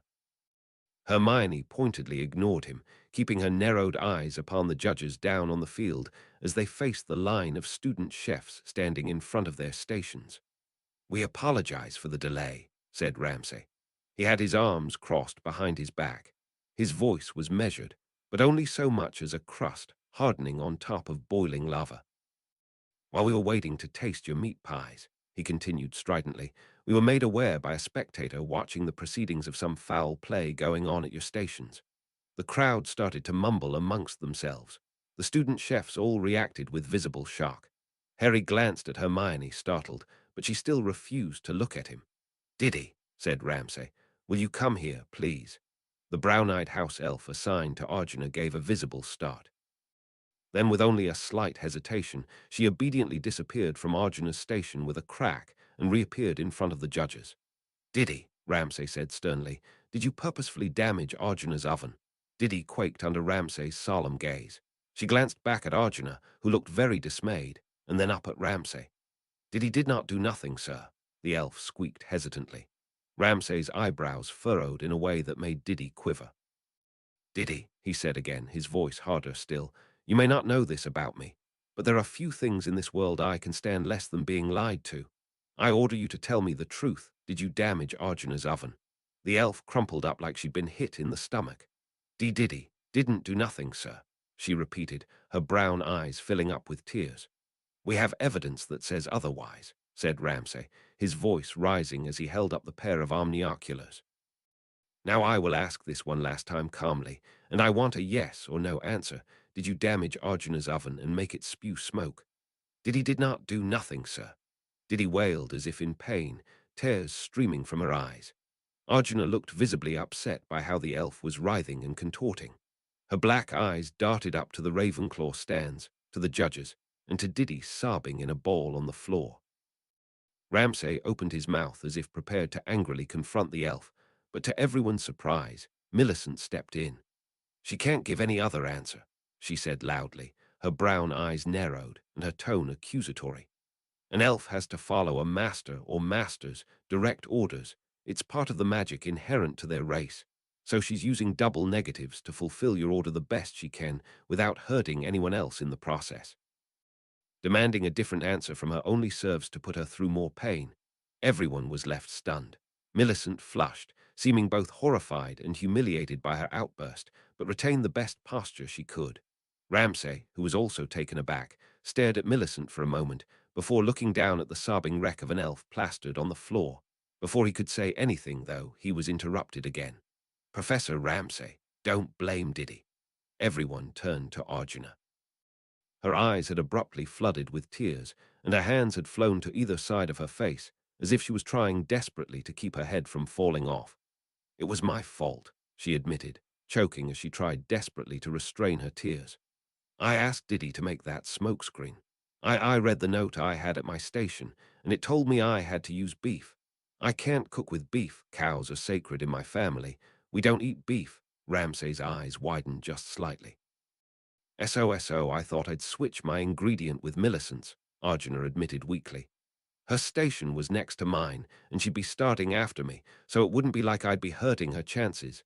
I knew she could cook beef, and it wouldn't give either of us a leg up in the actual cooking, so I thought there'd be no harm in it. She covered her face in her hands, distraught and ashamed. The people in the stands immediately started whispering conspiratorially. The Ravenclaw stands, however, were notably silent. The judges exchanged looks. Then, after a moment, Bagnold stepped forward and brought a gentle arm around Arjuna in an attempt to comfort her. Arjuna, thank you for telling the truth, she said gently. That was very noble of you under the circumstances. Sadly, Arjuna didn't seem very comforted by this. Even though she looked up at the judges, tears still kept streaming down her cheeks. We understand why you felt tempted to cheat, Slughorn said sympathetically, even though his face was solemn. But you know, there were other options. You could have come to us and asked for another ingredient, one that wouldn't oppose your beliefs. Or, said Ramsay, you could have cooked something else and simply explained to us after the fact why you did not cook with your assigned ingredient. If your meat pie had been excellent even without the beef, it could have possibly saved you. Arjuna actually looked stunned. It seemed that she hadn't considered either of these choices at the time. Because you were truthful, I shall take no points from Ravenclaw House, Dumbledore said gravely. But I'm afraid, although your motivation was understandable, your transgression cannot be overlooked, and so we will have to eliminate you from the competition. Arjuna nodded feebly, her black eyes locked on the floor as even more tears streamed down her face. Yes, sir, she whispered in a tone that was the vocal equivalent of shattered glass. Ramsay took a step forward to stand next to Bagnold in front of Arjuna. Even so, he said, and his tone was significantly softer this time, you are an astonishingly talented young chef, and we hope that you will improve your craft in the future. Covering her face in both hands, Arjuna fully broke down, her shoulders shaking with full-blown sobs. Come here, murmured Ramsay, and he brought both of his arms around Arjuna and gave her a big bear hug. There now, it's okay. Once Arjuna had pulled herself together, she left the field, and on Dumbledore's direction, the remaining house elves brought the still crying Diddy back to the kitchens to rest. Astoria watched Arjuna leave, her light blue eyes also filled with tears, but was forced to stay where she was while the judges went over the meat pies the other student chefs had made. Rose had made a ham, eggs, and cheese meat pie cut in the shape of a heart. Unfortunately, the pie ended up leaking a bit from the bottom, and the eggs were slightly undercooked, but the judges applauded her creativity. Hannah had made a classic steak and kidney pie. Her flavors were very good, but not only was the crust a bit too thin, and so the filling leaked out of the corners, but Ramsay commented that Hannah could have taken more risks with her dish. Astoria had made a venison pie with potatoes, cheese, carrots, celery, and garlic. Astoria's textures and flavors impressed the judges, but like Rose, her filling soaked through the bottom. Kevin had made a sweet mince pie with mutton, cinnamon, and cloves. Although the flavors were delicious, the pie had imploded in the oven, making its filling spill out the sides, and so ended up looking a bit misshapen. Millicent, since Arjuna had swapped her original ingredient, chicken, with hers, had made a meat pie with ground beef, curry powder, and caramelized onions. Slughorn praised Millicent's taste for spices, though Ramsay pointed out that the filling was soaking through the corners and slowly peeling them apart. Bridget had made a game pie with rabbit meat and celery and onion gravy. It was the only pie of the group that did not leak at all, and the judges praised Bridget's flavors, though Bagnold said that a little apple cider would have made it perfect. Finally, it was Ron's turn. When he greeted the judges, he held his head up high. Hello, Ron, greeted Bagnold. Hello, ma'am, he answered politely. And what have you made for us, young man? I was assigned clams, said Ron, so I've made for you a clam and lobster pie with a gravy made with leeks, onions, fennel, garlic, and cayenne pepper. Dumbledore sampled the pie and then passed it along the table for the other judges to taste. Very interesting flavors, the headmaster said with a small smile. Was there a reason you picked these in particular? Ron flushed. Well, I was thinking of bouillabaisse. Ah, yes, the French stew, Bagnold said genially. Yeah, said Ron, torn between nerves and zeal. A good friend of mine tried it while she was on vacation in France one year, and well, I dunno, it just popped to mind. Harry did not miss Hermione looking down in a vain attempt to hide both her blush and the huge grin that had spread over her face behind her bushy hair. Very good indeed, said Slughorn brightly. Though, I think I know what Gordon's going to say. He eased open the pie with his knife and fork, revealing the filling slowly soaking out of the bottom. Ron winced visibly, but Ramsay merely smiled.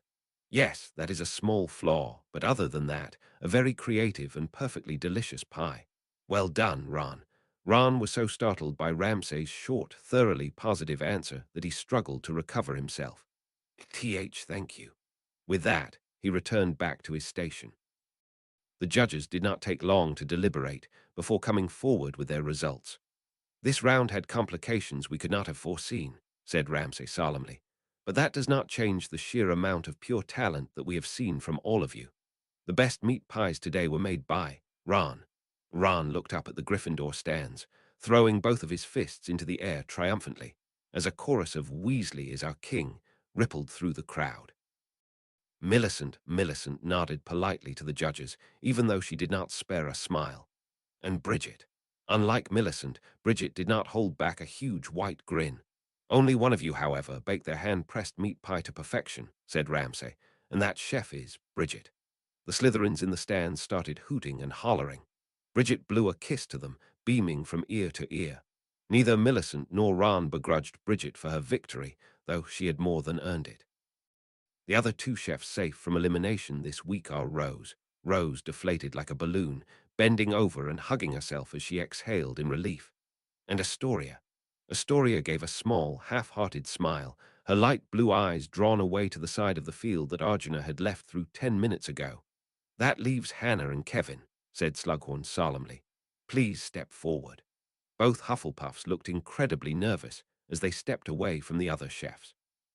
Kevin amazingly kept his composure, but Hannah had gone very pale. Hannah, your steak and kidney pie was classic, but almost conventional. Your crust was also too thin to contain your filling. Kevin, your mince pie with mutton had filling spilling out the top, which made it shapeless and messy. Hannah bit her lip anxiously.